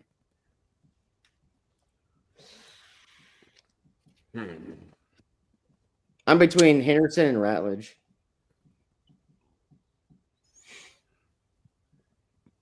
I guess I picked a bad night to stop sniffing glue. What's the trade offers? Yeah. Oh yeah. You might be able to get 70-107. You can send that. You want to move back 3 spots? I don't care. Yeah, that's fine. You can get 126 back with one of the picks we gave for Dallas Turner. This will get accepted. Yep. Dallas Turner just got cheaper for us, fellas. Yep. Robbie, All right, you're back on the clock with the same 2 guys at the top after making that trade. Oh, we just lost Ratledge though. Who was the other guy? Lost Ratledge. Ratledge You got the safety. You got 2 running backs right there. I don't want a running back. You don't need a running back this year. You got the safety. It's either Henderson. Well, Henderson would be a nice pick, actually. Yeah, he would. Fuck it. Let's Yeah, take Henderson. You think Henderson or Mukaba? Yeah, because Kenneth Grant didn't drop to us.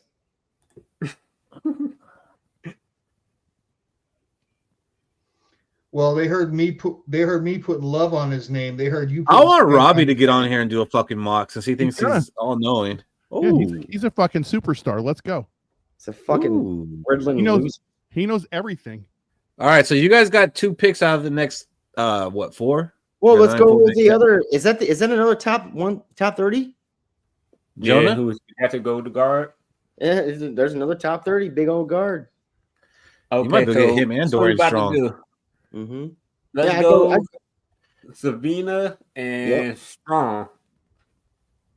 Well, we'll see what happens. See if another top 30 drops to us. They only had 1 top 30 pick. We got 2 so far. Strong's still there.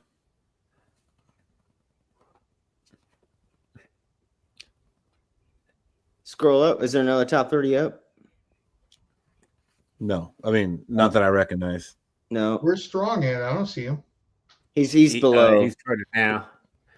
So I know Belton is projected to go inside. No, he's not Chris Jones, but he's kind of like Jordan Davis from Georgia. Why are you overthinking this? I don't think we need a defensive tackle this year with the. Why are you overthinking this? Your man's right there. Crushed. Belton, probably a tackle who's projected to go to guard. Dorian Strong is good. Savion Williams could be a good wide receiver 3 for us. I mean, they did draft a cornerback in the what's that's true. They got a cornerback, they got a running back, and they got a tackle who can be a guard. He's going to be a guard. Take Dorian Strong. Stop. Nah, matter of fact, give me Savion Williams. Yeah, go Savion Williams. We can use a wide receiver 3. Fuck it. Yeah, Savion Williams. I want to go Savion also. How likely is it there's 2 fucking players named Savion in this draft? Not that likely. What the one fuck? is apostrophe. Yeah, one apostrophe, but still, like that just confused the fuck out of me. And they're both purple. Like what the? All right, next. Hey, we're going to take a quarterback. Just wait, man. Brett Ripien is our backup. Just hold on. 126, boys. 126. Is this where the QB comes off the board? Probably. Oh, Cam Ward was there, so Isaac Taste. We got Ty Robinson, No Williams.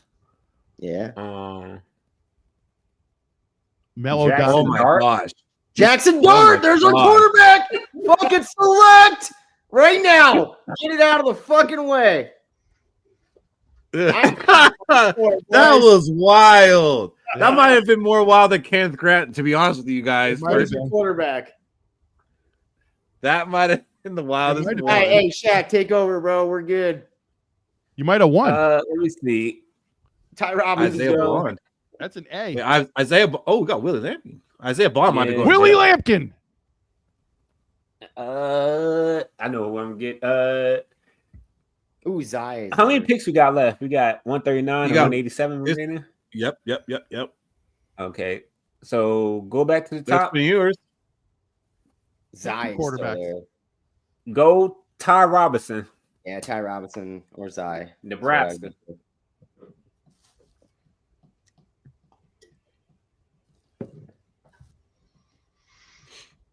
And pick 187 will be your last. Unless you trade it. Mercifully. Kyle McCord. Kyle God McCord damn. right there. We have a backup. You already for our took a quarterback. backup. No, I'm good with Jackson Dart in the fucking 4th round. Fifth round we picked So- Jackson? That's This your is the crown minute- jewel. This is how we can get the edge on them, Cody. This is the Minnesota fandom. We could take Tyler Cooper from Minnesota. There you go. Oh, wait. Who's Zal Frazier? Zal Frazier. Yeah, That's go my Zal boy. Frazier. That is my boy. If you guys don't know who Zal Frazier is, you look him up. Who we What did he taking? run? He ran a 4.28 40. He's fucking Take 6'4". Zal Frazier. Yeah, 6'4", 4.28 40. Fuck. All right. All right. Let's do it. The moment of truth, finally. I It can't was believe rigged. tell. Is it midnight? It's midnight, isn't it? Yep. It's midnight. Not yet. Oh, yeah, it is. It is. Next is my mock draft. Plus 20. I'm going to mute all of you.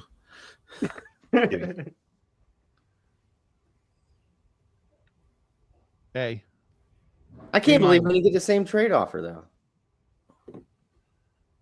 Oof. I knew they were going to kill you on that one.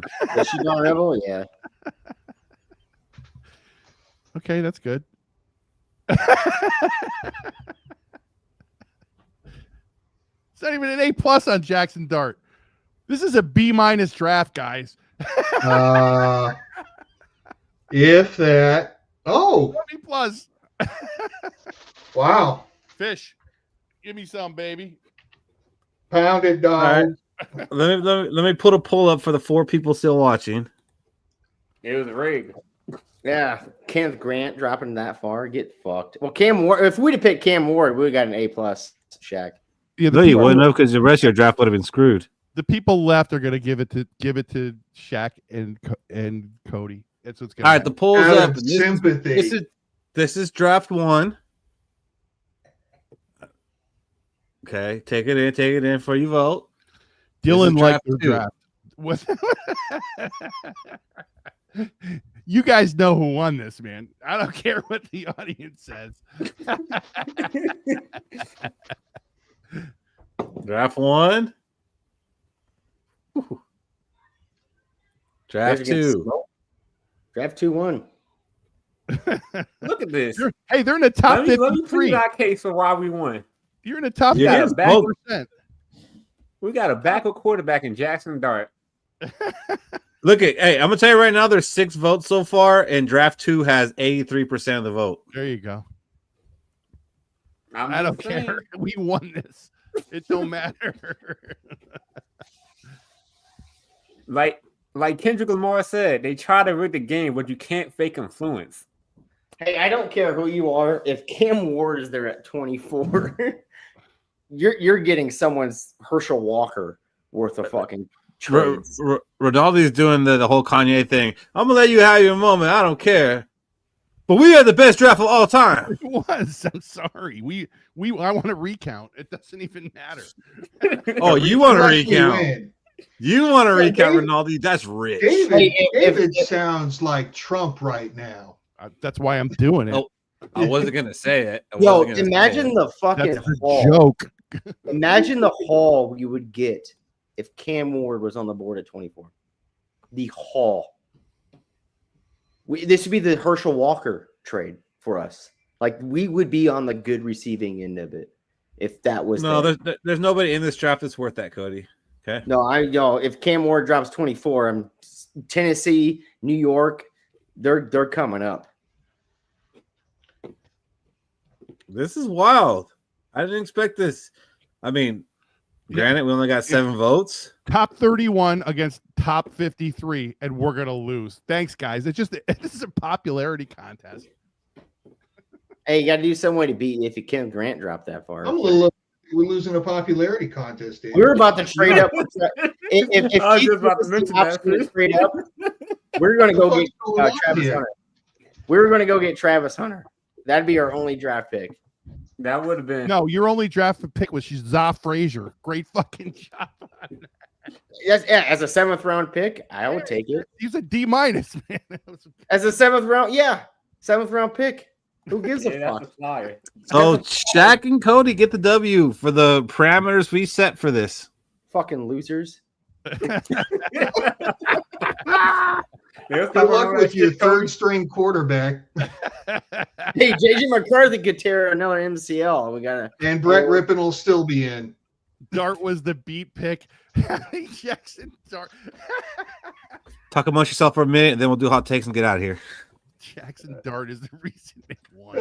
So if we happen to do another one like before the actual draft, do you guys want to switch the teams up a little bit? Yes. No, nothing against Shaq. Shaq drafted the whole thing. I got 2 picks. I'll tell you what, I'll take Cody because he's the problem child. And we'll get the Sweden Robbie were your guy. You guys won because of Robbie. No, turn the settings up to the mock draft setting, like just all the way up 100, like where they're supposed to be projected to go. Turn that all the way up, and turn randomness down all the way. Let's see what happens.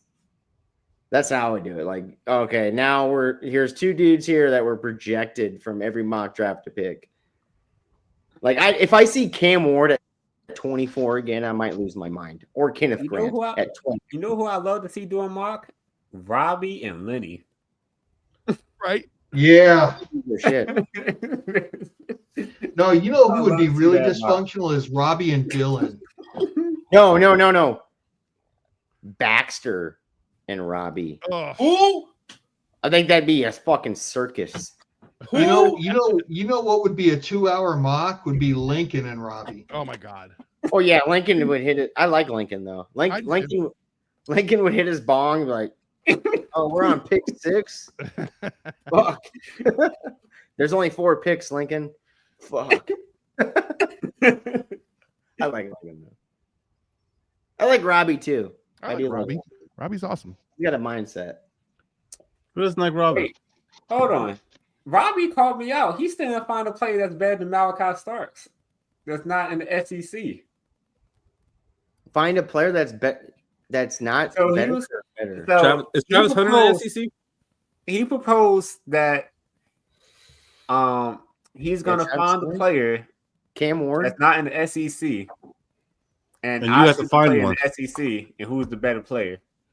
So find a player in the SEC or outside of it. For him, it's outside. For me, it was inside. The top 3 players in this year's draft are better than Malachi Sparks, not even the SEC. It's no. Hold on, Robbie. Don't tell him to stop because you did say something like this. You told Shaq to pick the best player in the SEC, and you would pick a better player that's not in the SEC. You did say this. That's actually on. Abdul Carter is the number 1 fucking consensus pick, not SEC. Cam Ward. It was not months ago. It was maybe a month ago at most. It was not months ago. Yeah, Cam Ward, ACC. So I got a Big Ten, I got an ACC. Ashton Genty from the fucking Western Athletic Conference. There's a 3, and they're everybody's top 3 fucking first round picks. Yeah, right. You're right. Draft. You're not wrong. I was limited as usual. Doing the mocks with you guys was fun. It was. It was a fun little exercise. I'm just as surprised as y'all are that Kenneth Grant stayed on the block, but if he wasn't there, we'd have taken Harmon. Hold on, no. Not only stayed on the block, I traded it back and he was still there. I said stayed on the block, didn't I? Hey, Shaq, but Cam Ward was there for us at 24. We could have picked Cam Ward.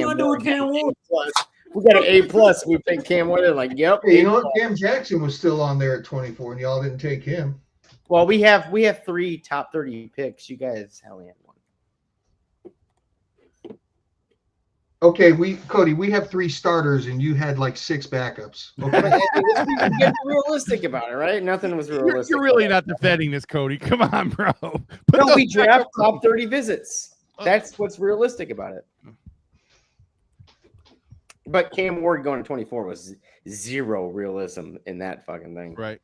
Yeah. Well, that's the good thing is that it's fun and we don't actually expect too much from it. But I Do do we think expect- Kenneth Grant. I do. I Fish, think different about you guys now. Fish, I think Kenneth Grant will be there at 24 when we're coming up to pick. And And if he is, we better take him. I'm gonna see you all giddy.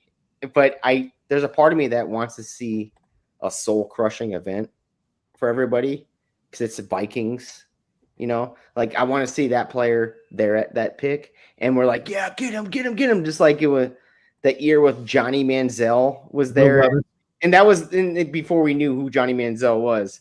There was Johnny Manziel was there, and we go Anthony Barr, and we're like, wow, what the fuck? Well, see, Cody, Lamar we can Jackson? actually see that soul crushing experience. All we got to do is go back to our first draft call and watch you and Dragos' reaction.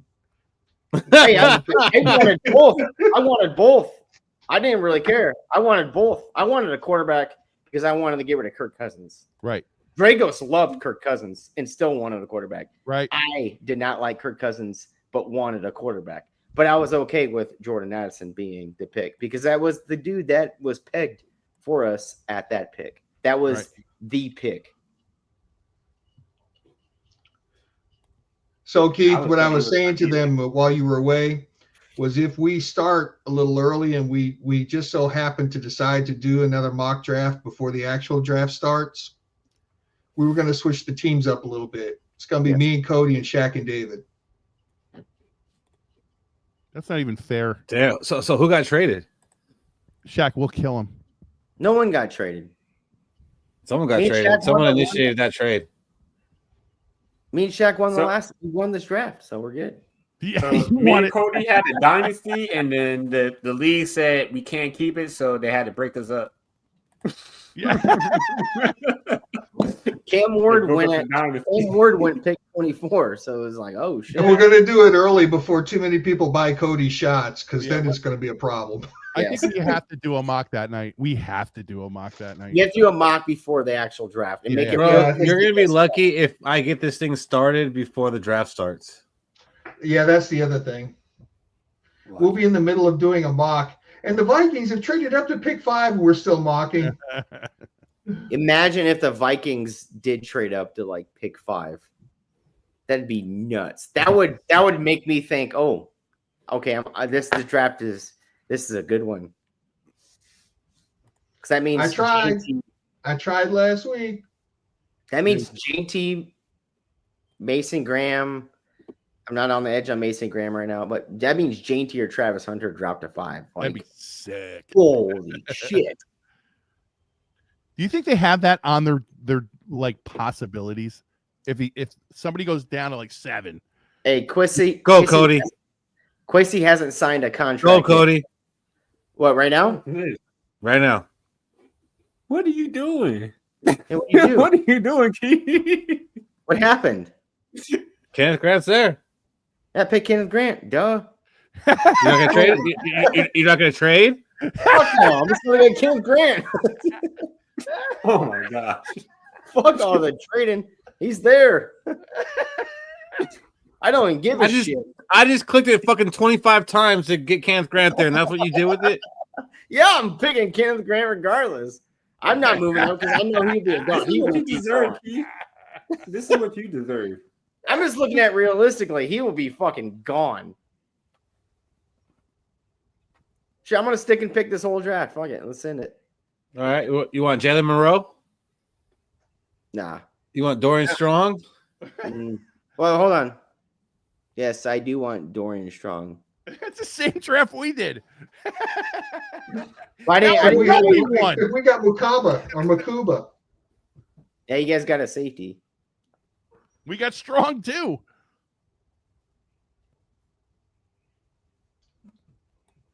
Ooh.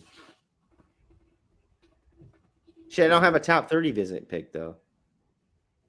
God, top 30 is about to become a Codyism. The fuck did we do last year and the year before that? And the year We before drafted that? 2 players of our top 30. And I have 0. I need to go 2. Dude, Deion Walker just went the pick before this, just so you know. Yeah, that sucks. And Brashard Smith the pick before that. Nah, give me Ty Robinson. 2 That's 2 defensive you got. You tackles. got I him like it. Yeah, 2 in a row. That's your boy, Ty Robinson.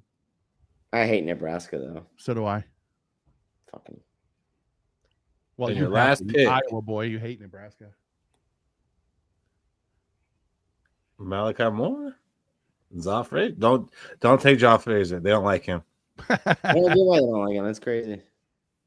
Nick Nash. I like Nick Nash a lot, but you get murdered for that. Malachi Moore is there from Alabama. I like Malachi Moore. I do. I would do Malachi Moore. And now you got a safety too. Kenneth Grant going that deep is so crazy to me. You don't think it's possible? I think it's possible at 24. Yeah, I don't think it's possible beyond Fish that. said 3 hours wasn't possible tonight. Oh, I never would say 3 hours is impossible. Well, I don't work tomorrow, so I do. I have to go to bed. Well, Fish got smart and doesn't work on Fridays anymore. Shaq is the one struggling, so we're gonna do hot takes after this. But here we go. Kenneth Grant got an A+. That's a surprise. Yeah, shocker. Dorian Strong. This is a good draft. This is a good Not for bad. no trades. For no trades, this is a good draft. A-. Hey, Hey, top 44. Still not as good as mine. Mine Fish's. that was pretty I good. like Dorian Strong. Am I the first one on Dorian Strong though? No, me Yes. and Fish were. Yes. No, I was the first one. No. on the podcast. No. Yeah, no, you are. I only know Dorian Strong because of you. I just know his name. Because of Cody. He's probably going to be total dog shit though. Who knows? Who knows? It's a gamble. I don't know. All right, well, it's scrolling across the bottom, so let's go ahead and do these hot takes. Who's ready? I'm ready.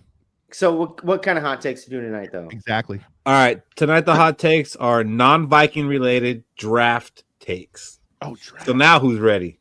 Nobody. All right. Shaq, what do you got?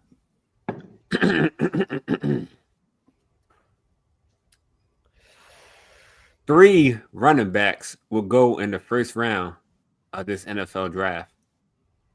I like it because I was going to say something like that. No, I can't do Yeah. it. I like it because most are projecting only 1 or 2, and I see 3 running backs. Man, there could be 4 if teams are feeling. It's a hot take. It's a hot take because nobody's saying it. I was gonna say 4, but I was like, that's a little too hot. That's a little too hot. No, 3's hot because most people are only projecting the 2, so that's pretty good. Michael Fish, what do you got? Don't know how hot this is, but the Kansas City Chiefs will draft a quarterback in this draft. Oh,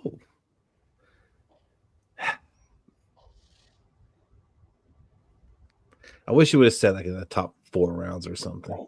I can see that. I got mine. Well, fuck, mine's Vikings related. God damn it. So no, you don't got yours. Well, I got it, but I'm gonna try to stray it away from Vikings. I mean, I'll go ahead and do mine. And my hot take is this is the first time since 1967 that all teams have their first round pick going into the draft.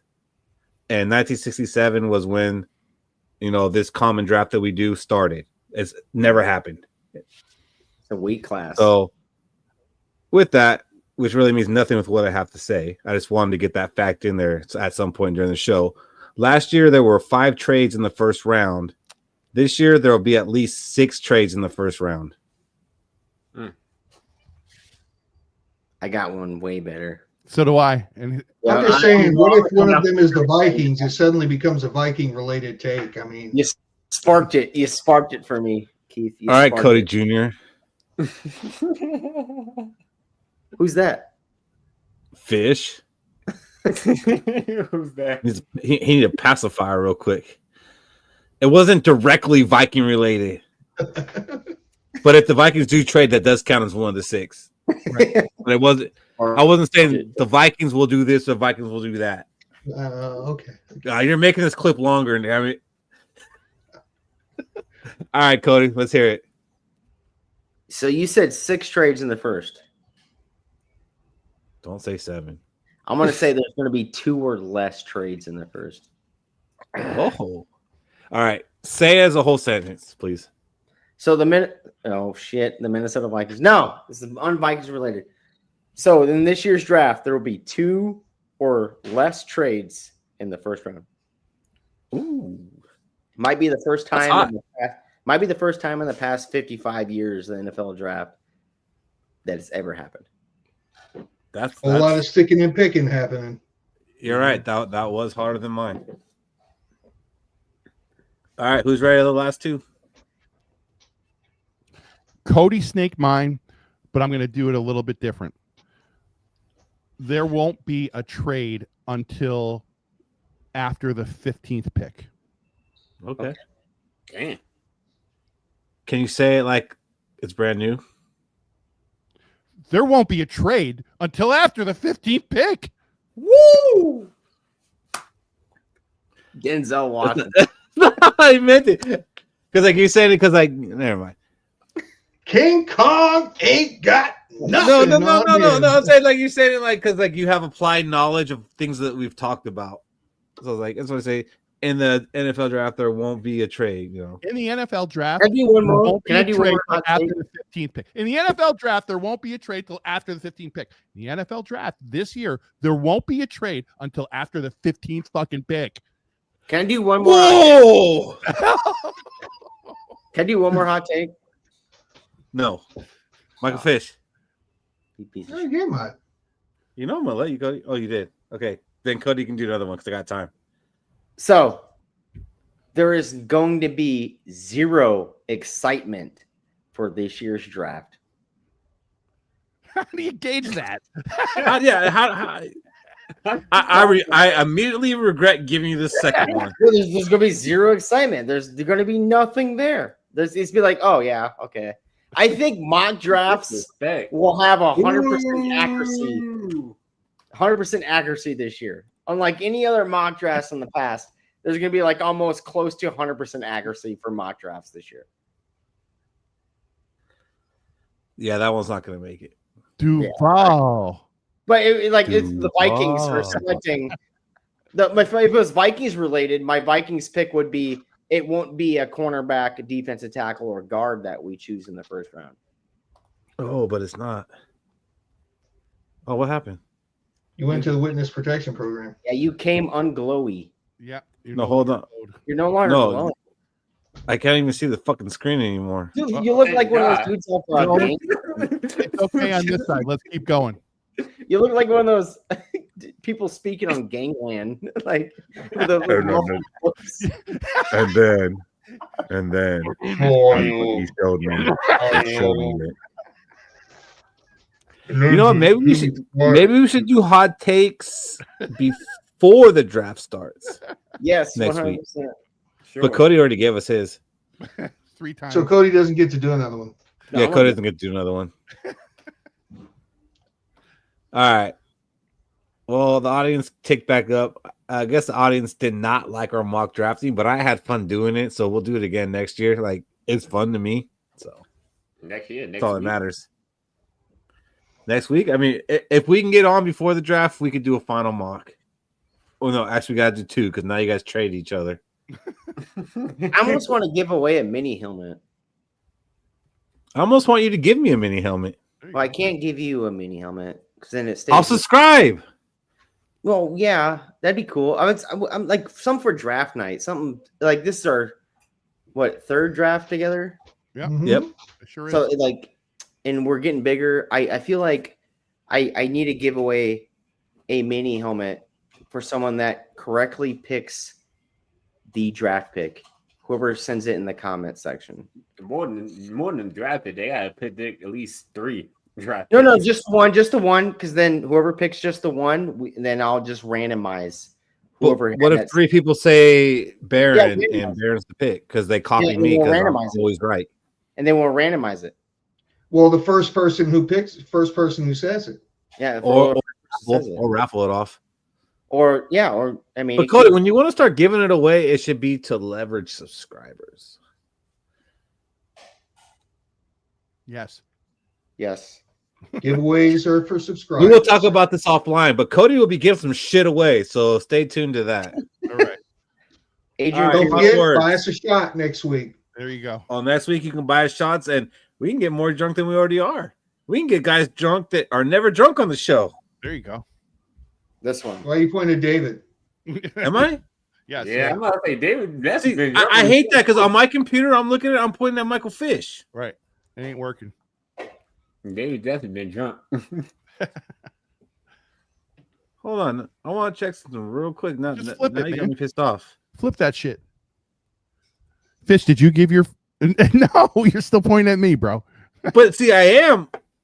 This is nah. Something ain't right here. I think you guys' shit's broken. I think it's time to end the stream. I'm Settings. gonna do a Cody. Yeah, this guy. Well, I'm in the middle. That's easy. That's fucked up. All right, Shaq. Final words. Thanks to whoever's still watching us late at this hour. Make sure you guys once again like, comment, subscribe. That's a big way to grow the audience of Let's Go. We also got a TikTok which you could go watch. Keith put the hot takes on there. We also put a little bit of content to draw in more audience. You can also donate money on Buy Me Coffee at Let's Go, or you can even click the little box with the $ in it on YouTube and donate money that way. And all donations is going to get us to Skol Fest, where hopefully the 5 of us will be there. And anybody who wants to be in Minnesota for Skol Fest, you can come hang out with the Let's Go crew, and we could all get drunk together and watch the Vikings get their first W home next year. Me and Ronaldo haven't lost Ever. I need some help. In that area. Rinaldi, what do you got? This is a podcast by Vikings fans, like real ones, for Vikings fans like you guys. Tell your friends to get on here and check it out and be part of the crew, because it's a fun crew. We may go late. We may do stupid shit. It may get weird, but you know what? It's fun, and you all should be part of it. And any Vikings fan would love to do it too. We are in for a really good season. I think it's really easy to get complacent after a really great offseason. This team we should be way more excited than we are. I know we're all a little excited, but man, we got some players. This is a team that's not only competitive, this is a team that's a contender. And regardless of what happens in this draft, we are ready to rock and Skol. So I'm excited. Let's fucking Skol. Let's fucking Skol. Michael Fish. 7 more days, baby. Count them down. Time goes by slow when you're looking forward to something. But yes, let's get to the draft night. It's one of our biggest nights of the year for us is Let's Skol. We're trying to make this into something. Going to work with Shaq and Unc and see if maybe Saturday late afternoon we can get together and do a one-on-one for You Got Stumped. Of course, that probably wouldn't air until 2 weeks from now if we get it done, because we're going to be focused on the draft night. Looking for people to play with me, man. Whoa. Easy. Whoa. Easy. Pause. Oh. But let's have some fun. Let's keep it going, and let's Skol, baby. Let's go. Let's go, baby. What do you got, Cody? Hey, draft night is always the best night for this set of guys, this crew, and for everybody out there that are Vikings fans. Like, we waited so long for a top 10 pick to be at quarterback. Like, it's only happened 6 times in franchise history. We finally got our guy, JJ McCarthy. Let's not turn the tables on JJ McCarthy for this year. We're all excited to see him play, right? Let's not make him into the next Kirk Cousins. Let's not make him into the next, Josh Dobbins after his first 2 games, like when he put the ball on the ground a bunch of times. Let's not make him into Christian Ponder. Let's support this guy and let him grow. And I think Christian Ponder's fault is we just did not support him. And he even though he is ass. But JJ McCarthy could be ass. But let's still get on his back and let's support Where's his jersey, man? I got his jersey on. Well, I got his signed helmet. But other than that, hey, man, it is Thursday. Good Fridays tomorrow. Eat your fish. All right. Don't get in trouble. All right. Don't have a plan. Don't do a Jordan Addison and wind up parking outside of the airport and getting arrested for a DUI. And then you're going to miss 3 games. Now we got to draft a wide receiver in the first round for some reason, which I think is going to happen. It's going to be one of those weird shit. But on that, hey, stay safe. Don't beat your dogs. Don't beat your kids. Don't beat your wives. Always, let's go. Skol. Dylan, yes, we do post-game shows after every game, win or lose. So be there for that, but that's a long ways away. We're here every Thursday night. Occasionally it might be a Wednesday, if we got things going on, but the point is we're here every week, all through the off season. So be here with us to talk Vikings. This part of the season is for the diehards, and we're diehards. We know the people who are still here at midnight, they're the diehards. We appreciate you guys being here. The draft night is the funnest night, man. Like, we're going to have fun. It doesn't matter if the Vikings even make a pick. Like, we're going to be having fun, and we're going to encourage you guys to come on with us for that show. Come on here, talk. We see you in the comments. We want to hear from you.